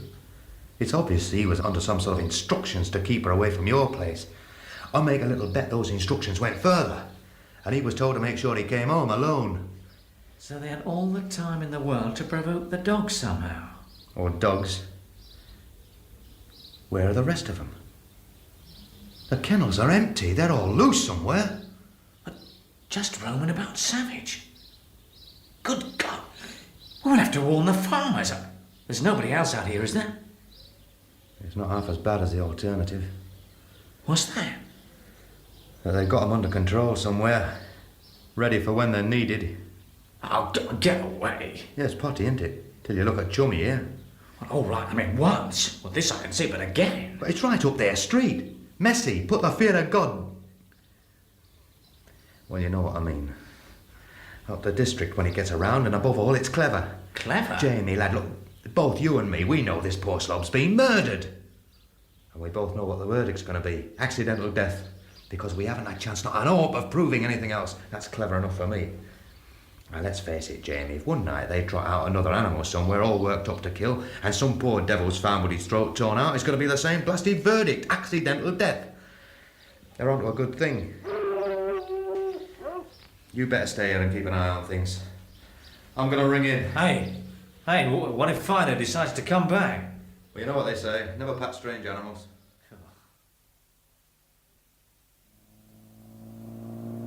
It's always the same. I've told you before, you've got to face the facts of life. I mean, you know the faults. The minute anyone in uniform turns up something a bit different, bingo. CID swarming all over it. Well, what did you expect? Well, I expected to get shoved out, but not so quick. I mean, not straight back to checking pig licenses. You know what's really bitching you, don't you? Somebody's pinched your case. It's been taken over. Well, forget it. It always happens. It was high time it was turned over anyway. I hope they'll be quieter tomorrow night when we're trying to save the old girl than they were just now. Clattering all over Harris's barn. Oh, give them a bit of credit. Like, I told you they can move softly when they have to. The whole point about that altar site on Black Tor is that it can only be seen from one place, down in the bottom. From Deep Dyke, yeah. Ah, well, let's have a look. Maybe that'll satisfy you. Put your mind at rest.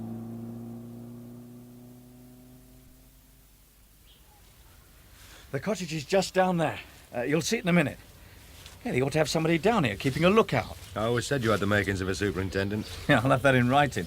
You know, I'm right there. I mean, somebody who could signal the party up on the Tor if there was anybody snooping about down here.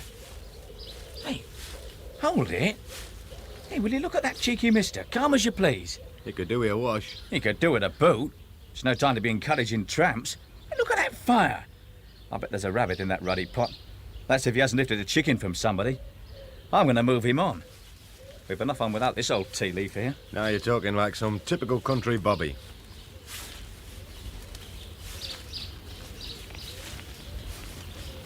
Hello, Governor. I'll give you hello, Governor, tatty old lad. What you doing here? Just having a bite to eat.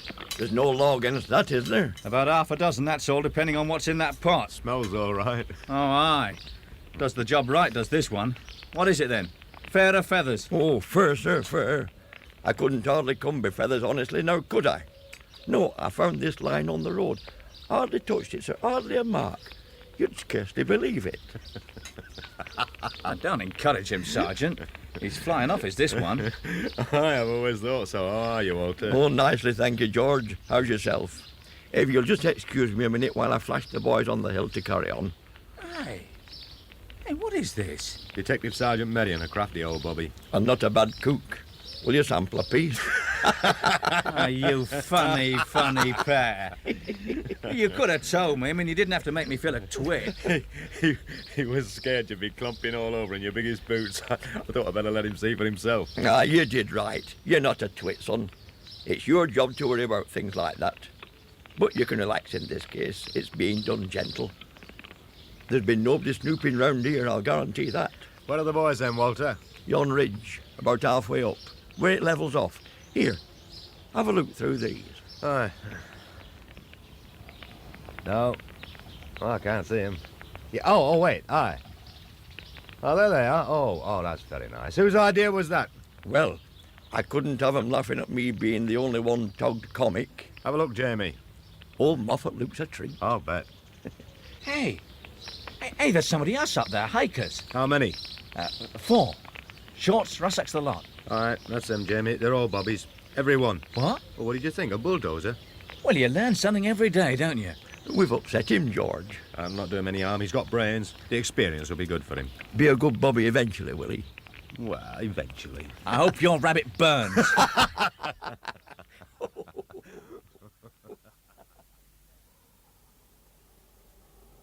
Early night for once. Do us all good. Not so early either. Sunset already. Wonderful sky. Too red. Reminds me of... I'll put the light on. Oh, no, wait. Let me draw the curtains first. I know what you mean. You feel like a target. You can be seen a long way from here. Right. That's better.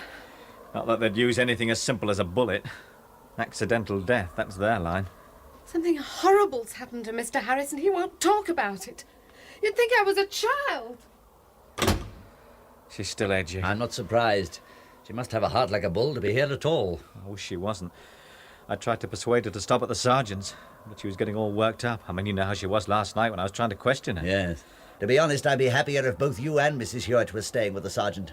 Orders are to keep surface appearances as normal as possible. I mean, look a bit odd if we just quit the house. Might set somebody thinking. I suppose so. Well, I must be off. Well, you're welcome to a bit of supper before you go. Oh, that's very kind of you, but I must go. Come and see me off, and bolt everything behind me. Quite dark already. What about you? I mean, you must be high on that hate list, remember?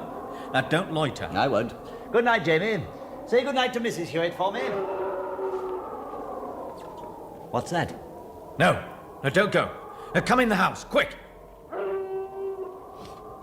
The dog? Or dogs, yes. Harris had several.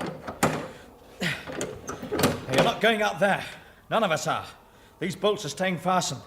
I haven't got the lock fixed yet, but these bolts should hold. You don't think it might be just a stray? I'd hate to gamble on that and lose. I saw Harris afterwards. That sounded nearer. You can bet on it. They're coming this way. I don't know how they're being handled or how they make them so savage, but we're about to come under siege, Father. Now we'd better check the defences. I bet that damn phone's dead again. Well? Lifeless. Check all the doors and windows down here, will you? I'll go upstairs and fetch Pam. I'd feel better if we're all in the same room. I agree. And while I'm up there, I'll shut everything up. I don't know why, and the damn things can't fly, but I'll shut them anyway. You do that. I'll see to things downstairs, then we'll settle in here. It might be a long night. What are they doing now? Can't see anything my side at the moment. Nor on mine just now. I was hoping they might have gone. Yes, I know. Gets on the nerves. Which is just what they're after, of course. Aye. We're safe as long as we sit tight in here. Do we have to just sit here in the dark? Yes, we do. But there must be something. No, that's what they want us to try. Some cowboy caper out there. Here it comes again. God!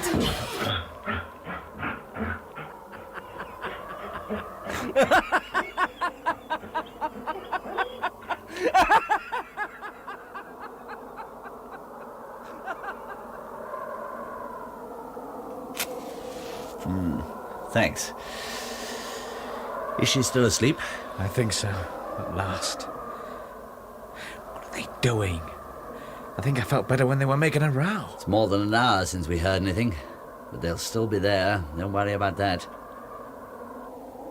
Look, why don't you have a nap? We can take shifts.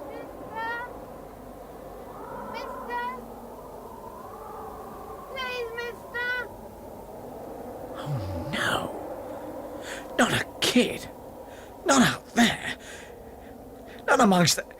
Well, what's out there? What is it? God, no.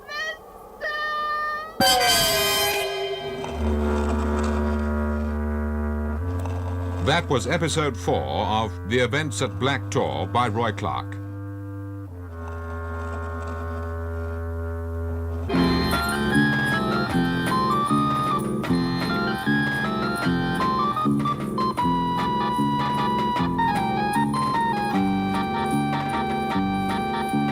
Listen to the next episode of Alan Ayckbourn's production of The Events at Black Tor. The things that emerge with the dark.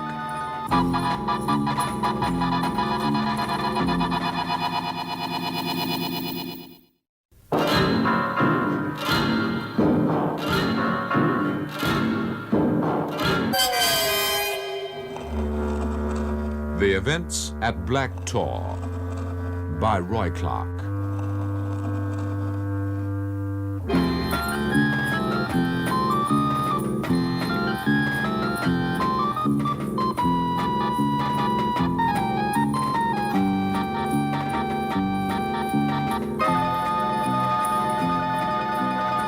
The Events at Black Tor, Episode 5, The Things That Emerge with the Dark, in which the trap is sprung and Jamie receives a shock.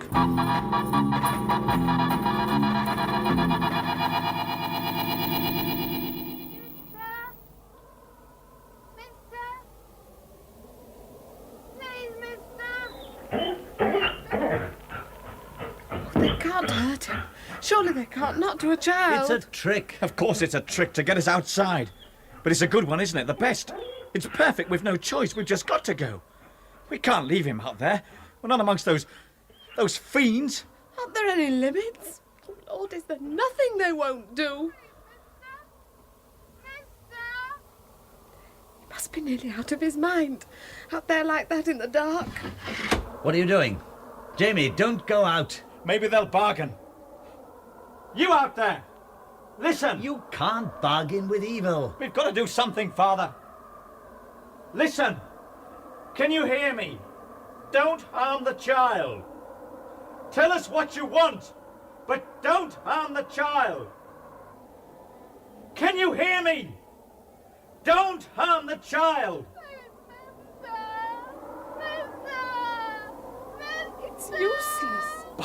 us. Let's have this window shut. What's out there, Father, that they can behave like this? I'm beginning to wonder. Jamie, we've got to help the poor little mite. I don't know how, but we can't You're just... not going outside. I don't fancy it, but we've got no choice. Look, if you'll take the poker, I've got my staff. And what are we going to do? Have you seen them? Do you know exactly where they are? Can you see anything, Pam? They're not on the road. Not at this side, anyway. Are you sure? Well, there's nothing moving. But they could be in the shadows. I suppose so, yes. They'll move if we go out to them. They'll do that, all right. Look, maybe a quick dash will do it. I'll go first. You cover the rear, Father. Pam, you bolt the door behind us. I can't do that. Look, you've got to, in case we haven't got time to get back. Use your loaf. We can't leave you here behind an unlocked door. No, and we're not going to.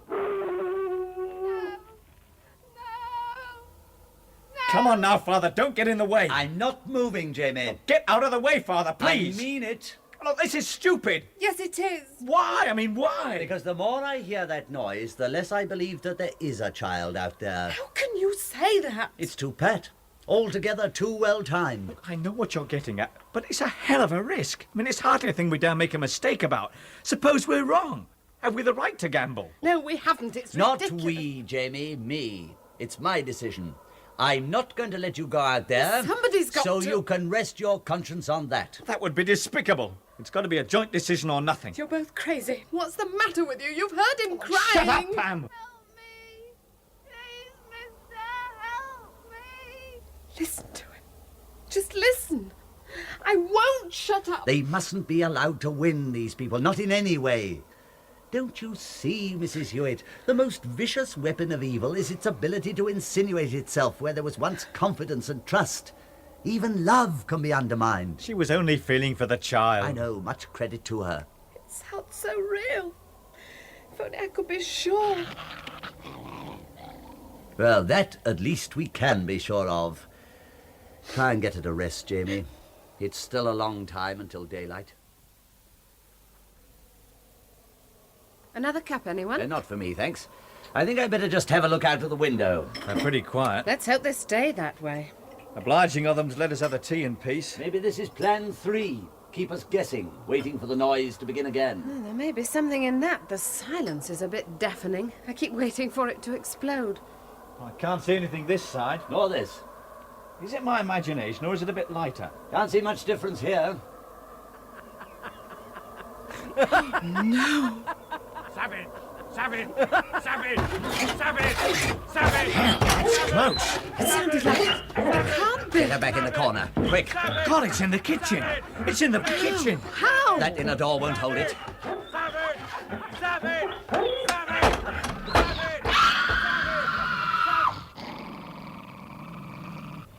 Keep still.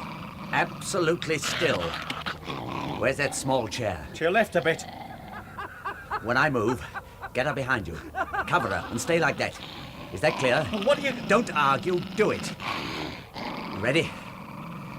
Yeah! Oh, no, no! They'll never hold it. Not with that little chap. God, he's down! Oh, he's grappling with it.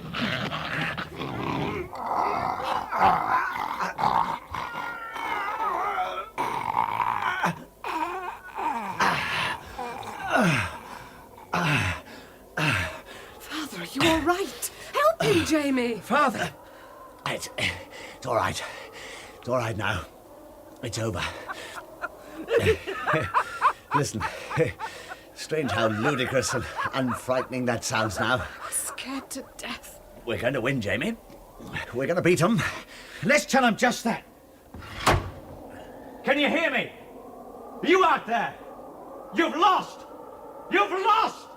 We're gonna beat you yet! Savage! Savage! Savage! Savage! Drop dead! Savage! Not very practical, but I feel better.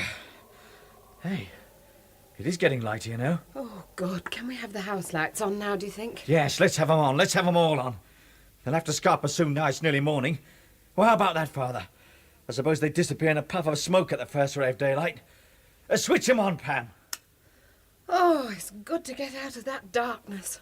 God, look at the size of that dog. How the hell did he get in? Hey, Father, just a small point, but Well, whose blood is that trickling down your fingers? God, he's hurt. I rather suspect it's mine. Get some hot water, Pam. Well, why didn't you tell us? I mean, why let me go waffling on, shouting defiance through the windows like a great twit? Oh, do you know, I wasn't absolutely sure. There were so many sensations. Yeah, let's have a look. Come on, roll up these damn great sleeves. Oh. Oh, Father. We'll have to tie something round that. The sleeves were a great help, really. They took a lot of the impact from the teeth. It's funny, the arm didn't seem to matter at the time. You think only of the face. So you strangled him? Well, let's say I couldn't think of more subtle reactions. God, he's a big brute. It's a good job you are, too. Well, don't ever turn lawless, do you hear? I wouldn't fancy those great mitts of yours round my throat. It's not the same dog that Harris got, incidentally. It's a different colour. And they must have some others, too. Well, one other at least. Here, does that feel too tight? Yes, it does a bit. Oh, then it'll do. Here, now, you come on into the kitchen. That water should be ready. So you tell me, Sergeant, with 2 bolts on the door and the window secured, how did it get in? You sure they were secure? Oh, leave off, Sarge. We were expecting trouble, remember? I fastened them myself. So now what? A phantom canine strikes. Well, you tell me how it got in. Well, not through the keyhole, Jamie. Oh, very funny. I know it was real enough, so does Father Probert. You should see his arm. But the fact remains, there we were behind locked doors, and yet all of a sudden there was this dog. It's put years on me, I can tell you. Look, do me a favour, get some sleep. We're all going to have a very busy night. I'm all right. Oh, sure. How much sleep have you had in the last 2 nights? Enough. For the normal type of emergencies we're used to, maybe it would be enough. But this isn't normal, is it? You've had your nerves strung up tight until you don't know what's what. Look, go and join that wife of yours. There's nothing you can do till tonight anyway. Then there'll be plenty. How can you settle when you don't understand things? It's like an appetite. Is it? Well, they tell us those are things we've got to keep under control. You ask your friar friend, you know, the dog strangler. It's marvellous what they got in reserve, some of these men of peace. You're in a right mood this afternoon, aren't you? You're as keyed up as I am. You old faker. Bumph. It's nerves. That's why you're so bitchy. All right, 10 out of 10 for observation. Well, why didn't you say so? You don't have to pretend with me. Don't get cocky. Well, what is it then? It's just a waiting, I think. Be all right when we get moving. Isn't it going right, is that it? Oh, the machinery is moving. You know the machine, it's cumbersome, but eventually it grinds exceeding small. We'll turn them all over with a bit of luck. God, I hope so. Me too. Because there's obviously some ripe fruits in this lot. What they intend doing to the old lady and what they did to Harris, try to do to you. We can forget Harris. We shall never prove that one. That's just it. How much else are we going to have to forget because we can't prove it? There's too many holes at the moment, too many gaps. Even a bad lawyer could make us look silly. But surely, if we take them tonight, right in the middle of what they intend to do to Mrs. Leslie... Oh, that'll help a lot, naturally. Mainly, it'll help Mrs. Leslie. Maybe it's me being greedy. I don't like to think of any of this lot ever being in circulation again, that's all. Now stop nattering and get some sleep. I've got to get into division. What for? The conference. There's going to be after blasted force out tonight. All on tiptoe as well.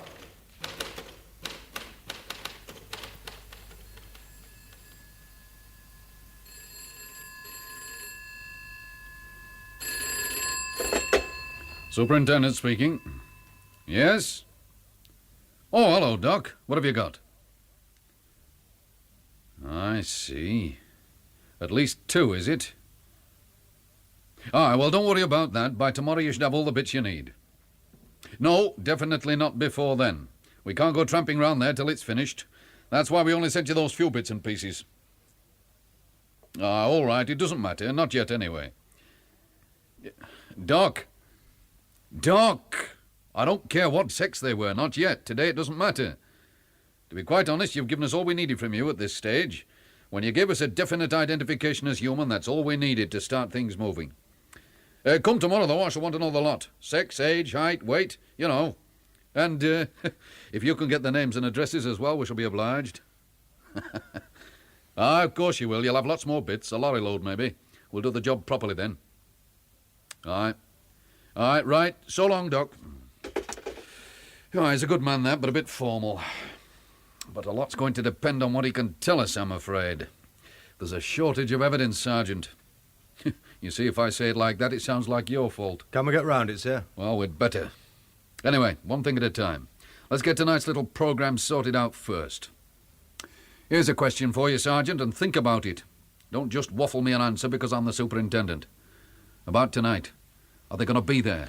Well, looking at it from their angle, there's every reason why they should be. By their calendar, it's a big night. They've got a body on ice which they can't keep indefinitely, and tonight's suitable for a sacrifice. Ah, more than just suitable, according to Father Probert. He was telling me yesterday how he believed that tonight they'd try to raise the devil. I mean, literally that. Every reason then, sir, why they'll be there tonight. Aye, every reason but one. What's that then, sir? A nosy PC and a nosy priest. And yet they've gone out of their way to antagonise those two. Look at last night's performance. Practically inviting attention to themselves. Now why? It's either very cheeky, very cocky indeed, or it's very careless. And I don't believe they'll be careless. It worries me, it just doesn't fit. It could be cockiness, sir.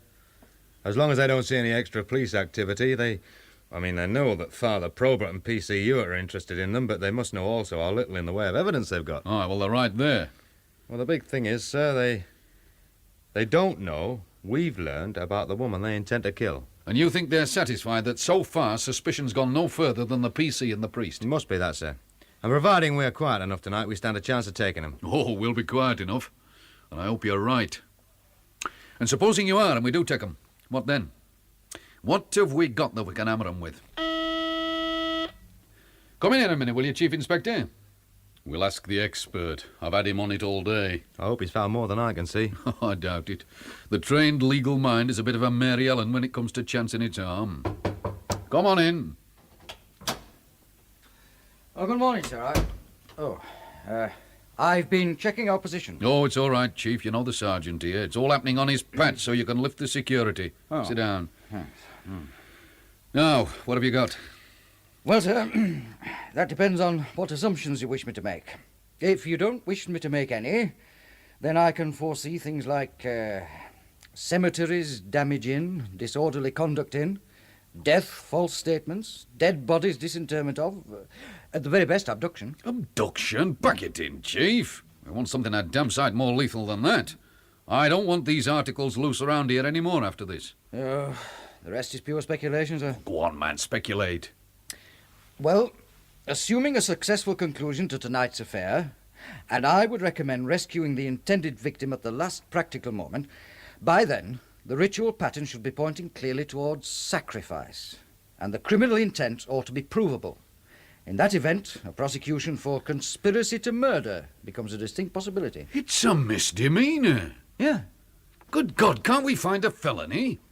What about attempted murder? Oh, I'd question whether a court would construe the ritual pattern itself as amounting to an actual attempt to murder, since that offence usually requires some physical violence to have been offered in furtherance of the attempt. We can hardly afford to wait until that happens in this case, although it would unquestionably strengthen our position. In fact, if we let them kill the old girl, we're laughing. Well, there's something of a conflict of interest between Mrs. Leslie and ourselves on that point. Come on, Chief Inspector, push it a bit further. There's got to be more. Only if the pathologist can help. If we can provide him with remains from the site and he can testify to deaths that were not natural. But even then, without the corroboration of some strong testimony, ideally by confessions from some of the group involved, well, I shouldn't care to be prosecuting counsel. So, if they know enough to keep their mouths shut, we're in trouble. Yeah, I'm afraid that's about accurate. They'll not talk, sir. For a start, they'll be too scared. They know best of all what happens to those who do, and people like this Belias bloke, well, they'll be too fly. Aye, that one. He's a genuine registered MD, incidentally. That much is legal. I'm having inquiries circulated. I don't expect he'll have any form, but you can never tell. Oh, come on. Don't get depressed, Sergeant. There'll be something. The Chief Inspector here is professionally committed to looking on the black side. We can't have girlish false optimism from the legal department. One pales at the thought. We'll turn him over, Sergeant. One way or another, we'll root him out. Will we, sir? Just transplanted or really torn out by the roots? I intend to make it the latter. Yes, sir. Right. So do I. Then let's get the ball rolling, shall we? I want subdivisional inspectors, road traffic inspector in my office now. Oh, and there's a wireless bod from county in the building somewhere. Find him as well. Now. And then get on to both neighbouring divisions and find out from the superintendents how many men I can expect.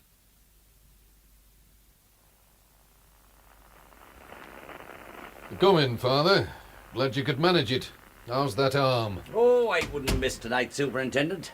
The arm will heal, thank you. Good. Well, come and sit with the sergeant here. Keep him down. He keeps wanting something to do. Hello, Father. I must admit I'm fed up with this waiting. Oh, I know just how you feel, Sergeant. I've been watching the clock, too. Well, you can both just sit there and watch me stick these little flags in the map. You see, I have got something to do.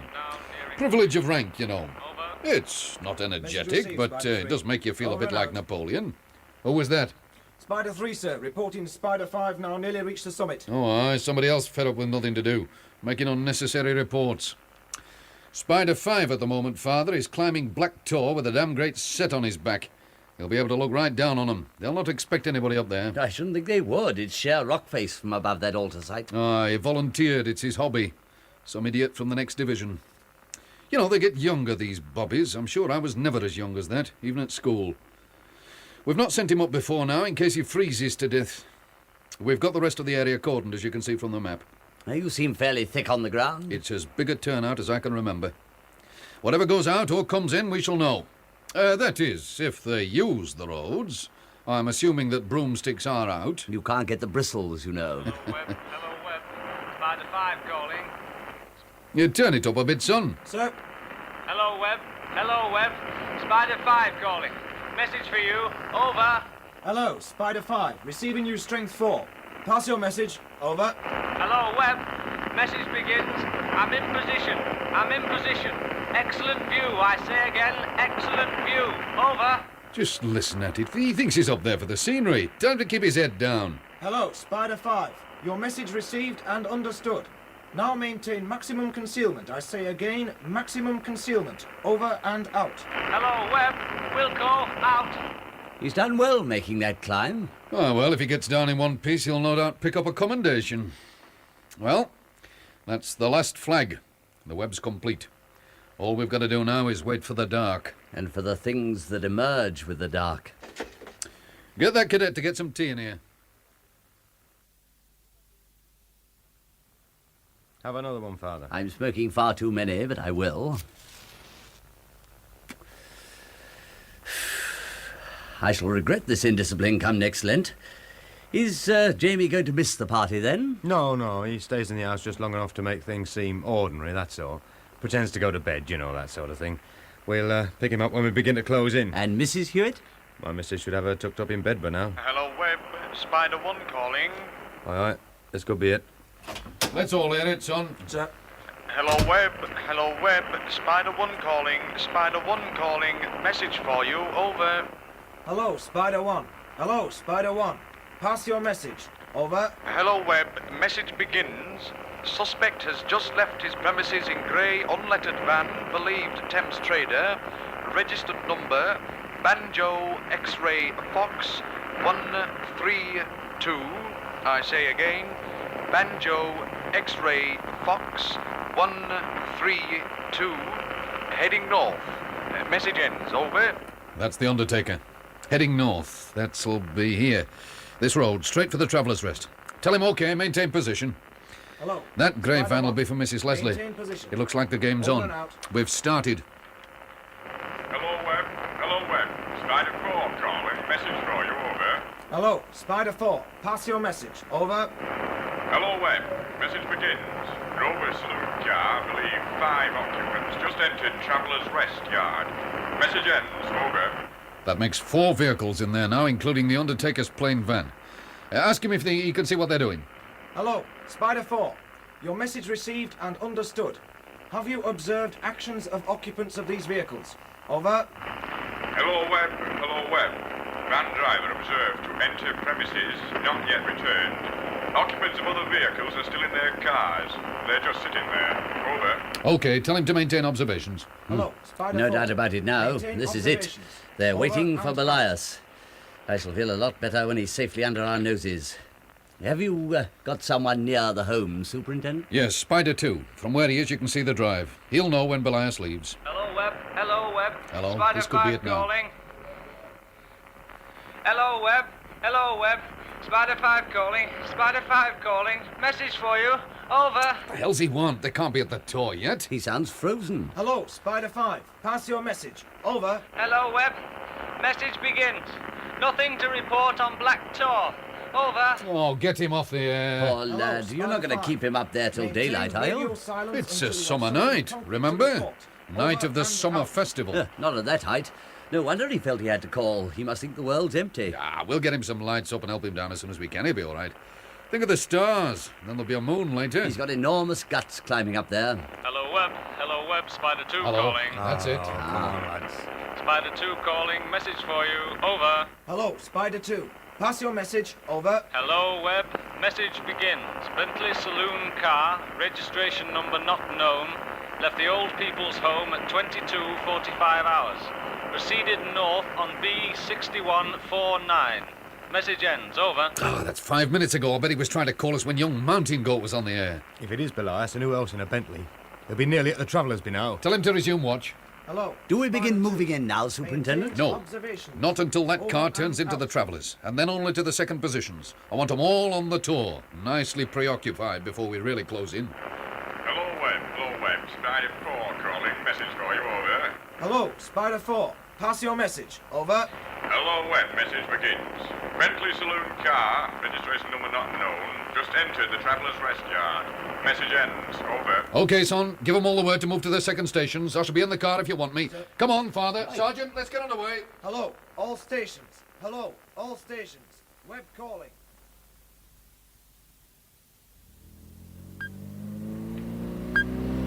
It's a genuine democratic touch. I hope you're suitably impressed, Father.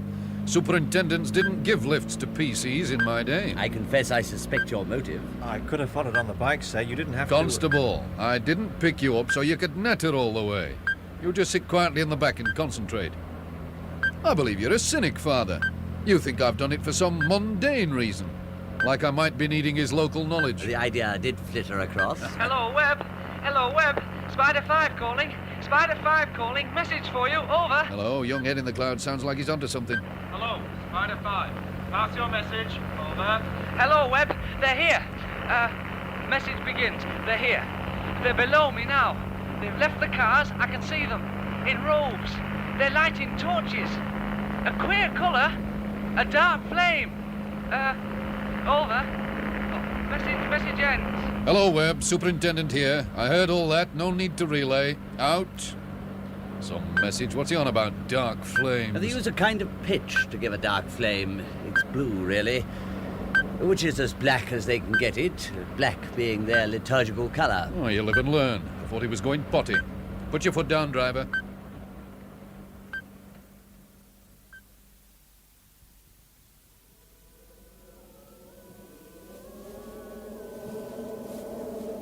Why don't we move in closer? We will. He's waiting till that fire of theirs gets good and bright. With the light in their eyes, they're not going to notice us. Meantime, keep your head down. They're beginning to circle the fire. They look like the Ku Klux Klan. They're certainly no more appetizing. They don't all dress alike, then? No. They have their ranks and hierarchies. There's one there without a hood at all, look. It's a woman. Hey, up. There's a signal. Come on, let's go. Now watch me and stop when I stop.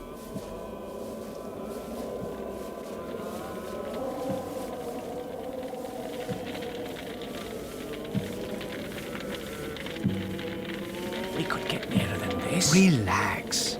We can see from here. No point in going any nearer till they produce Mrs. Leslie. I can't see any signs of her, can you? Not yet. What a mob. You wouldn't dream, would you, not in this day and age? I mean, what a way to get your kid. Distorted, isn't it? Even their movements seem vile. Yeah, hey, look, there's that one without a hood again. Gosh, she only looks a bit of a lass. How did they... What the hell are you doing? Get down. Jamie, what's the matter? Get down, lad, get down. Let me go. Let go of me. What's the matter with him? Oh, Lord. Look. Look who it is. It's Pam. It's Pam. That was episode 5 of The Events at Black Tor by Roy Clark.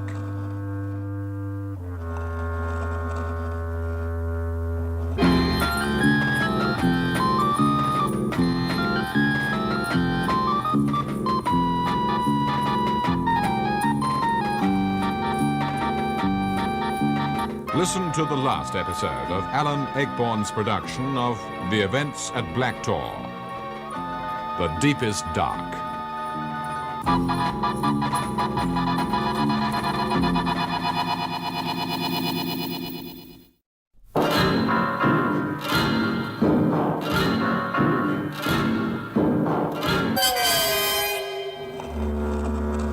The Events at Black Tor by Roy Clark.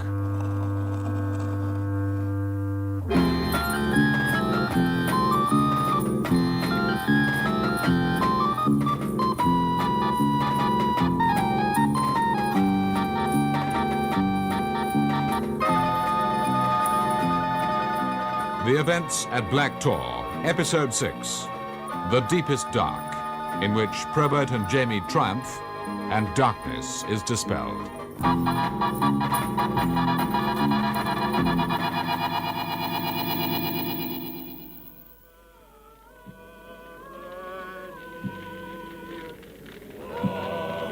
God! What's Pam doing there? She can't be one of them. It's not possible. Steady, lad. Keep your head down. We'll find out all about it in a minute. We'll get her when we get the rest. Let me be the one. Leave her to me, Sergeant. Yeah, all right. But keep down and wait for the signal. At least we can guess now how the dog got into the house last night. No! She went into the kitchen to make some tea, remember? No, she wouldn't. She must have drawn the bolts then. But they were still fastened afterwards. I checked. Because she fastened them again. Don't you remember? You were fixing my arm. She went back into the kitchen to get some water. I don't believe it. Can you believe any of it? These are English hills, an English summer night.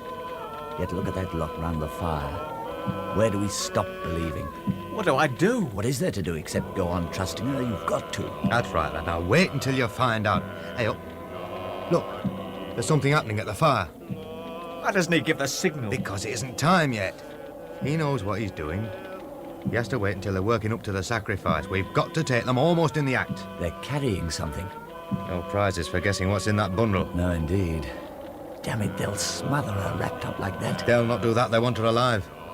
It'll not be long now, Jamie. That's Mrs. Leslie they've got laid on that slab. Pray God she's still drugged. Amen. Can't see any movement, though. So it does seem likely.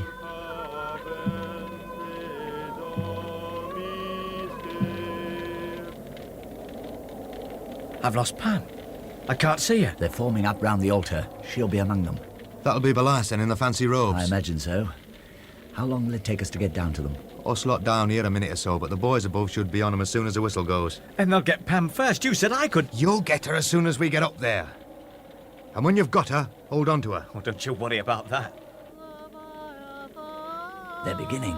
What the hell are they doing that for? There you see the essence of the rites. A blasphemous travesty of the liturgy. Those altar vessels, incidentally, are not designed for holding wine. No, I can guess what. There. Did you see? That's their interpretation of genuflection. A deliberate, obscene parody. It's getting rather near the time for that signal. What instrument will they use for the... Some sort of blade. They require quantities of blood. Well, that's what the super will be waiting for. To catch Belias with it in his hand. That's running things a bit close. There's a lot at stake, legally. This'll be it coming up, then. With the two acolytes on the cushion, he'll take it and raise it first, offering it to their sickening deities.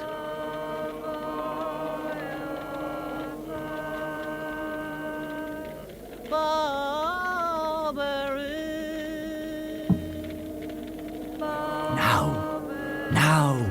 Come on, come on.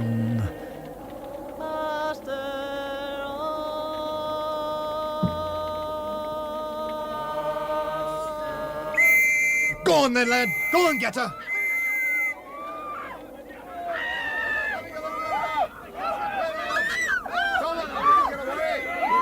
Get that one with a knife!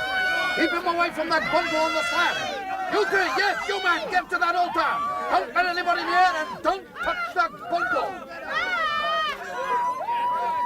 Sergeant! Sergeant!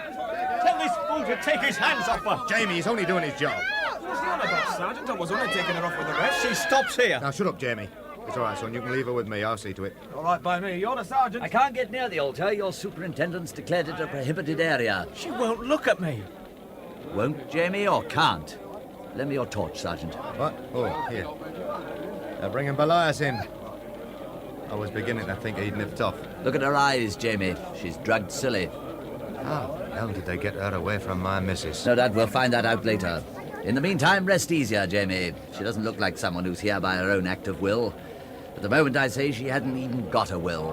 What about that business with the boats? It'll keep, Jamie. Just look after her. She's had a rough time, worse than any of us, except perhaps that poor Mrs. Leslie. Aye, keep her warm, lad, and take that fancy dress off her. Wrap her in something else, and take her nearer the fire. Bring that man over here. If it is a man under that hood. Now then, mister, let's have a look what you are planning to do with that knife. I must warn you, Inspector, that there will be repercussions. The rank is superintendent. Repercussions, Superintendent. This intrusion into a private antiquarian gathering, not to mention the rough handling... Ah, we'll see how private. Unwrap that bundle, Constable. Quite an assembly you've got here. What do you say it was? Antiquarian, Superintendent. All quite legal. You find us celebrating a very ancient festival. He's a cool devil. Sir! What is it, Constable? I think you'd better have a look, sir. What's in here, sir? What the hell? It's a... That's right, Superintendent. A goat. A black goat. I assure you it's the customary offering on these occasions. Hellfire, they've been leading us up the garden path. You appear surprised. Were you expecting something else? The animal's quite dead, of course. We no longer practice with quite the same exuberance as our forefathers. You will find it's been humanely slaughtered. We wouldn't care to contravene any regulations. All right. You've been very smart, very clever. And that's a nice line in patter you've got there. But you're nicked, matey. You and all the rest of this naughty club. Good man, that's the way. Now get that hood off. Let's have a look at you. Do it yourself or have it torn off. Very well, Superintendent. If you insist, of course. But you really are digging a pit for yourself. Let me worry about that. There. That's not Belias. Oh, no. How wrong can we get? I must warn you that anything you say from this point onwards may be taken down in writing and may be given in evidence. Farmer.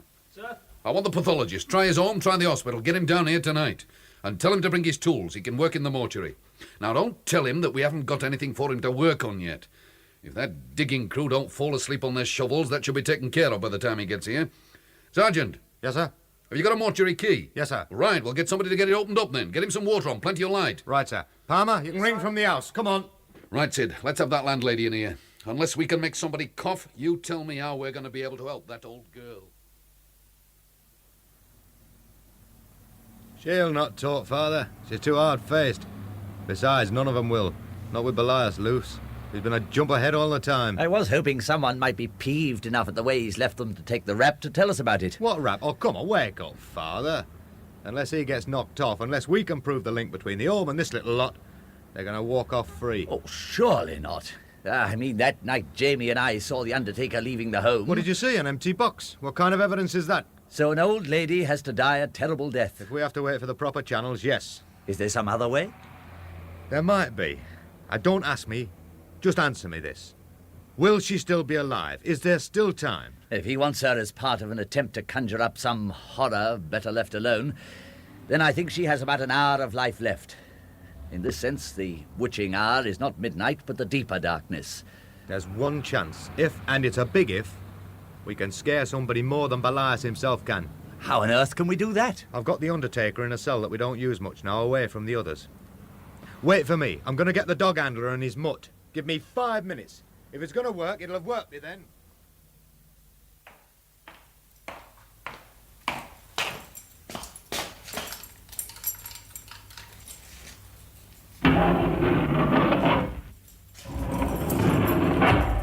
Well, it's about time. How long do you think you're going to be able to hold us like this? Shut up, Undertaker. Don't you talk to me like that.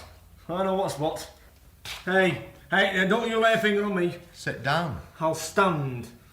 I want to see a solicitor. You can't shove me around. Why don't you get off your dignity?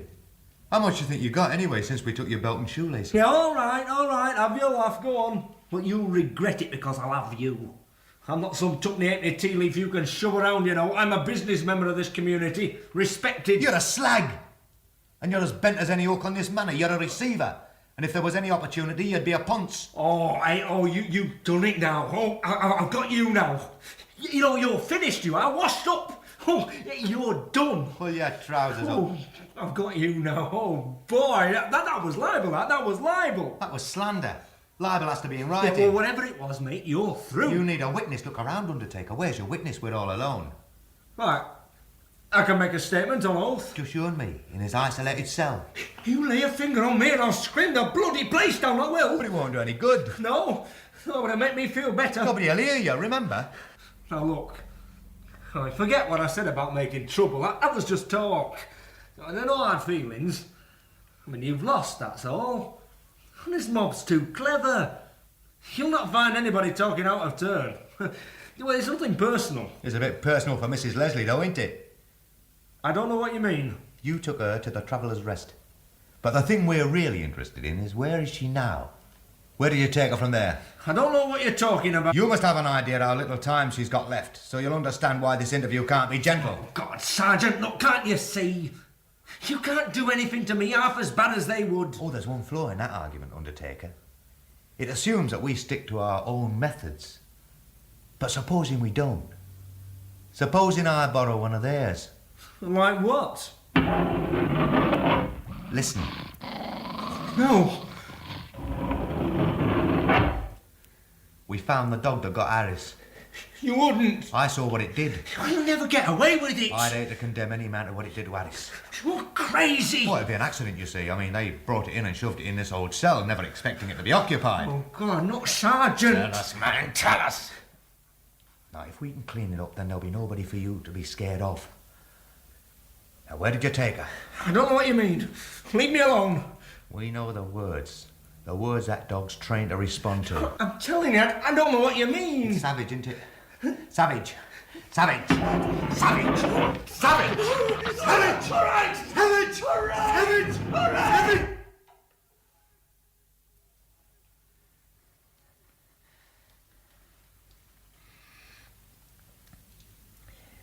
When did you take her from the Travellers? This afternoon. How? He telephoned. Elias? That's right. He told me to pick up a van. He had it all ready for me. He told me where to take her. Where? Where? Grassingly. The car park. What? Honest. Leave her there in the van. Lock it up. He had another set of keys. I came home on the bus. What sort was it? A black Dormobile. Number. Number. I don't know, honest. Where's he going to take her from there? I don't know. I don't know. He wouldn't tell me, would he? I mean, that was the whole point of leaving it in the car park, now, wasn't it? So nobody'd know where he went. Damn. What was in it? Anything? Oh, come on, man. There was an invalid chair, you know, one of them fold-up things. Anything else? Some tools. What kind of tools? Digging tools, a shovel and a pick. Well, we can guess what they're for, can't we? Where did you pick it up in the first place? The same place they kept the dog, the old quarry. If you've held anything back, I'll feed you to that dog, so help me. I can't see what good the map's going to be, Father. It's another dead end. We'll have to confine ourselves to a 10-mile area. There just isn't time for anything else. Look, you take this side of Grassingly, I'll take the other. Right, what are we looking for? The conventional signs for places of worship. The more remote, the better. Ah, there's one here. A bit near the village. Ah, they all are. Either in a town or summit. There's nothing out on the moors. Not in that line. We'll have to look further afield. Oh, I'm getting spots before the eyes. Age, Sergeant. We shall all be years older after this. Like this ancient monument here. The young will wonder how we came to be what we are. Good Lord! That's it! It's been here all the time. And we've just been looking for crosses and steeples and things. Look! Look! Ancient monument, yeah, I saw that. Look at the name! DeVoe Abbey. And look at it. It's miles from anywhere. Sergeant, this is it. It has to be. That's where he'll be. At the high altar. Come on. Let's get the superintendent. There might still be a chance. Wait, Father, wait, not that way. It'll take too long. You'll have to explain everything to him. He'll be dubious. He's been twice bitten tonight already. Well, what else can we do? Ourselves, we can do it. We can stop him. Father, I've seen this devil wriggling all night. If we try the proper channels again, we're going to lose him. Can we do it? I'll stop him, I mean it. I'll stop him. Come on, then. Get in the dog handler's van. He's the only other one we'll need.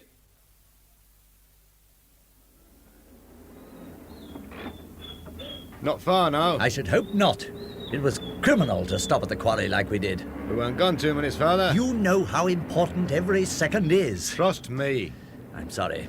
I'm in your hands, Sergeant. You must do what you think best. It's just that I felt you could have silenced their killer dog on the return journey. Your own animal doesn't seem to like travelling, Constable. Oh, he likes to be on the go, sir. And we are moving a bit. Keep it quiet another minute, Alex. We'll be there. Look, there's the sign ahead. DeVoe Abbey. Turn here. How near dare we go in this thing? Oh, beyond the next bend, I'll cut the engine and lights. We'll glide as far as you'll go.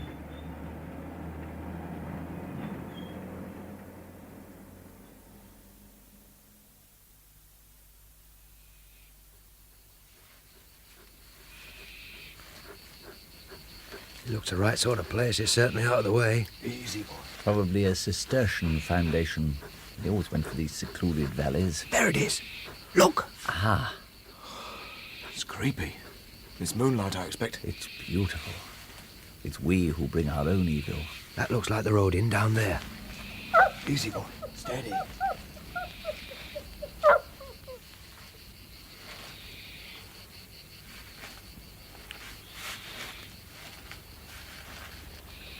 Can you see anything yet? Not yet, but this will be the refectory.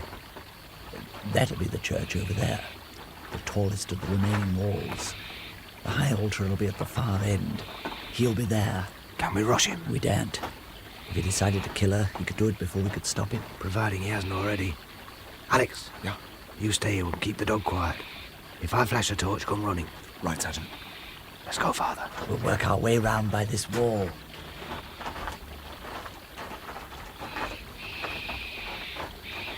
Can you smell it? What is it? Some kind of incense. There he is. Those black flames again, look. We're in time. She's in the wheelchair. Oh, look at the way she's strapped in like a chicken on the block. There's a gap in the wall down there. We can get a bit nearer. There. Right.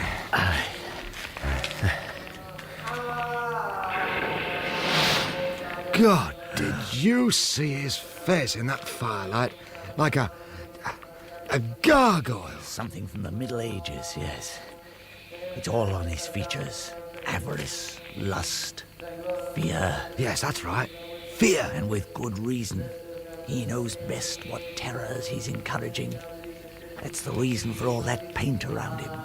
Those signs and sigils. Their defenses. It's not just rigmarole, it's his lifeline.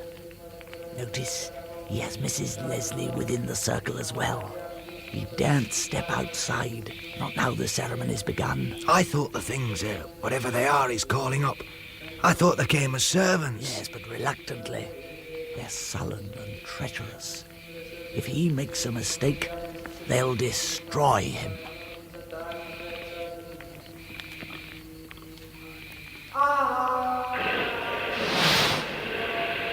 Do you think there's anything there? Look at him. He does. He knows he's on the very edge of the pit. Oh, it's out of my depth, this is. Not police work, this. There's no machinery for such as him. Yet somehow he's got to be stopped. We've got to get her away from him. Once outside that circle, she's safe. He daren't follow. Not even then? Not for any reason. There's nothing outside that circle he fears half as much as the things that are trying to get in. Right. Hey, look. Look at that wall behind him. The ledge up there. How's the arm? Could you make it up there? Yes, I can do that. I was thinking, if you were to appear there in those robes of yours against the sky, it should give him an hell of a shock. Now, while you're holding his attention, I'll make a dive for that wheelchair. It's mostly grass all the way by the looks of it, and by the time he hears me on the stones, I shall be there. Sergeant, when you make your rush, don't stop moving, whatever happens. Keep your eyes off him. Look at the woman all the time. That way your mind will be focused on your errand of mercy. Now, it's important. Do you understand?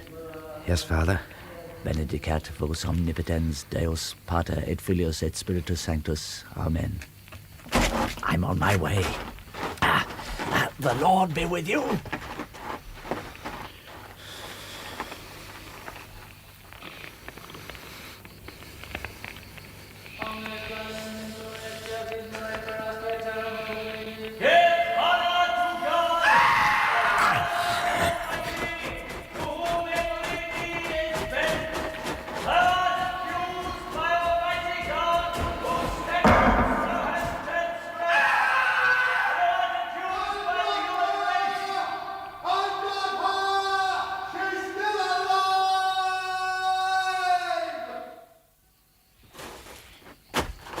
She's all right, Alex. Listen to her breathe. She's all right. Good. Take her to the van. We'll see she's well wrapped up. Leave the dog with me. Now, look, if you're determined to go through with it, let me give you a hand. Take her, Alex. That's an order. Aye. I gathered it would be. Well, keep him on a firm lead, then, till you're ready. He's still in the ring. You can make your arrest, Sergeant. Go back to the van, Father. Am I suddenly useless, Sergeant? He's still dangerous. Please, Father. The woman needs you. Well, in that case, of course. But be careful. Let the dog take any risk.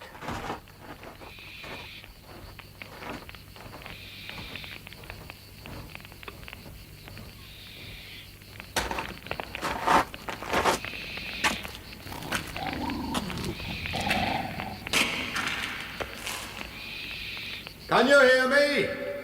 I'm a police officer. I gather you're not impressed. I must warn you that anything you say may be given in evidence. I must warn you that you're not obliged to say anything. I must warn you that I'm unleashing the dog. I must warn you that this is the animal you yourself had trained. I must warn you that he's savage! Savage! Savage! Savage! Savage! Savage!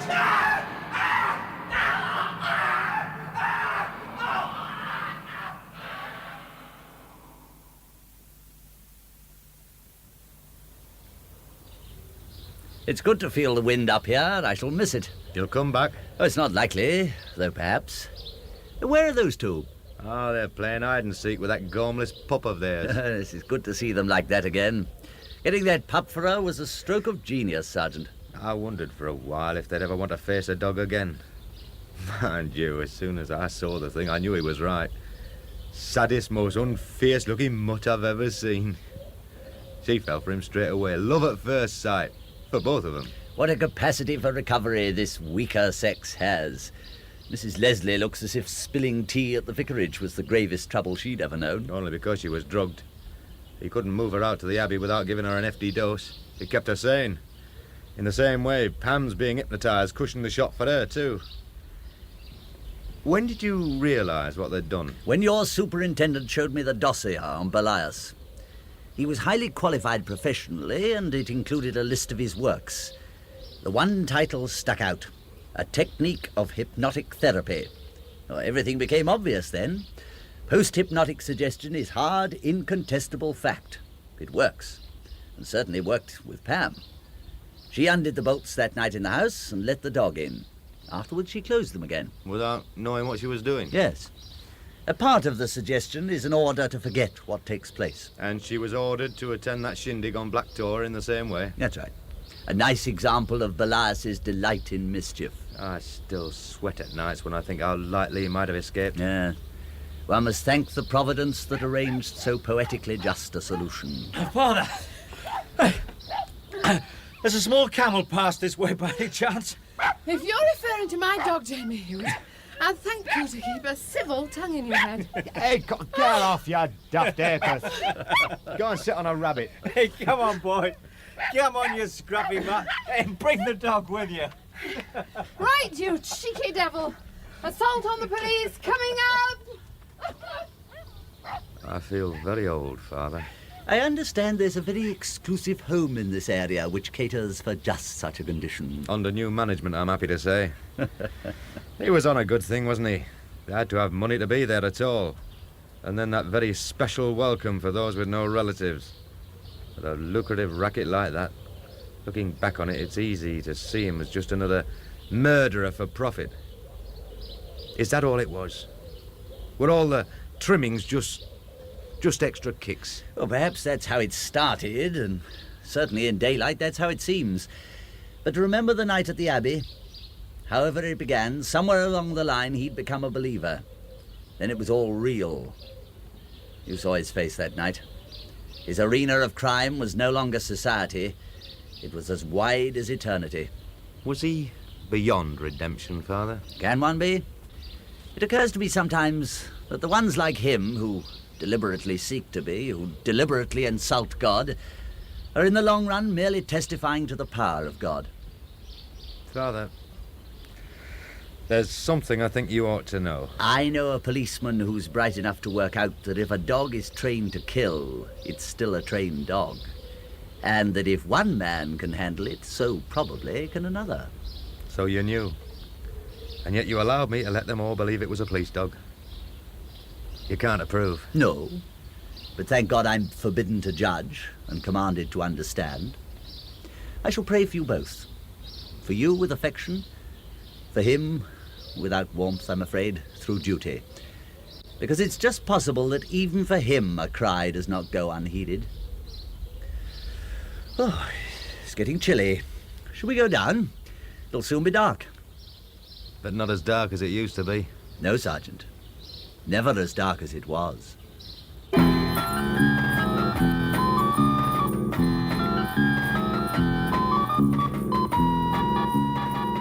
That was the final episode of Roy Clark's thriller serial.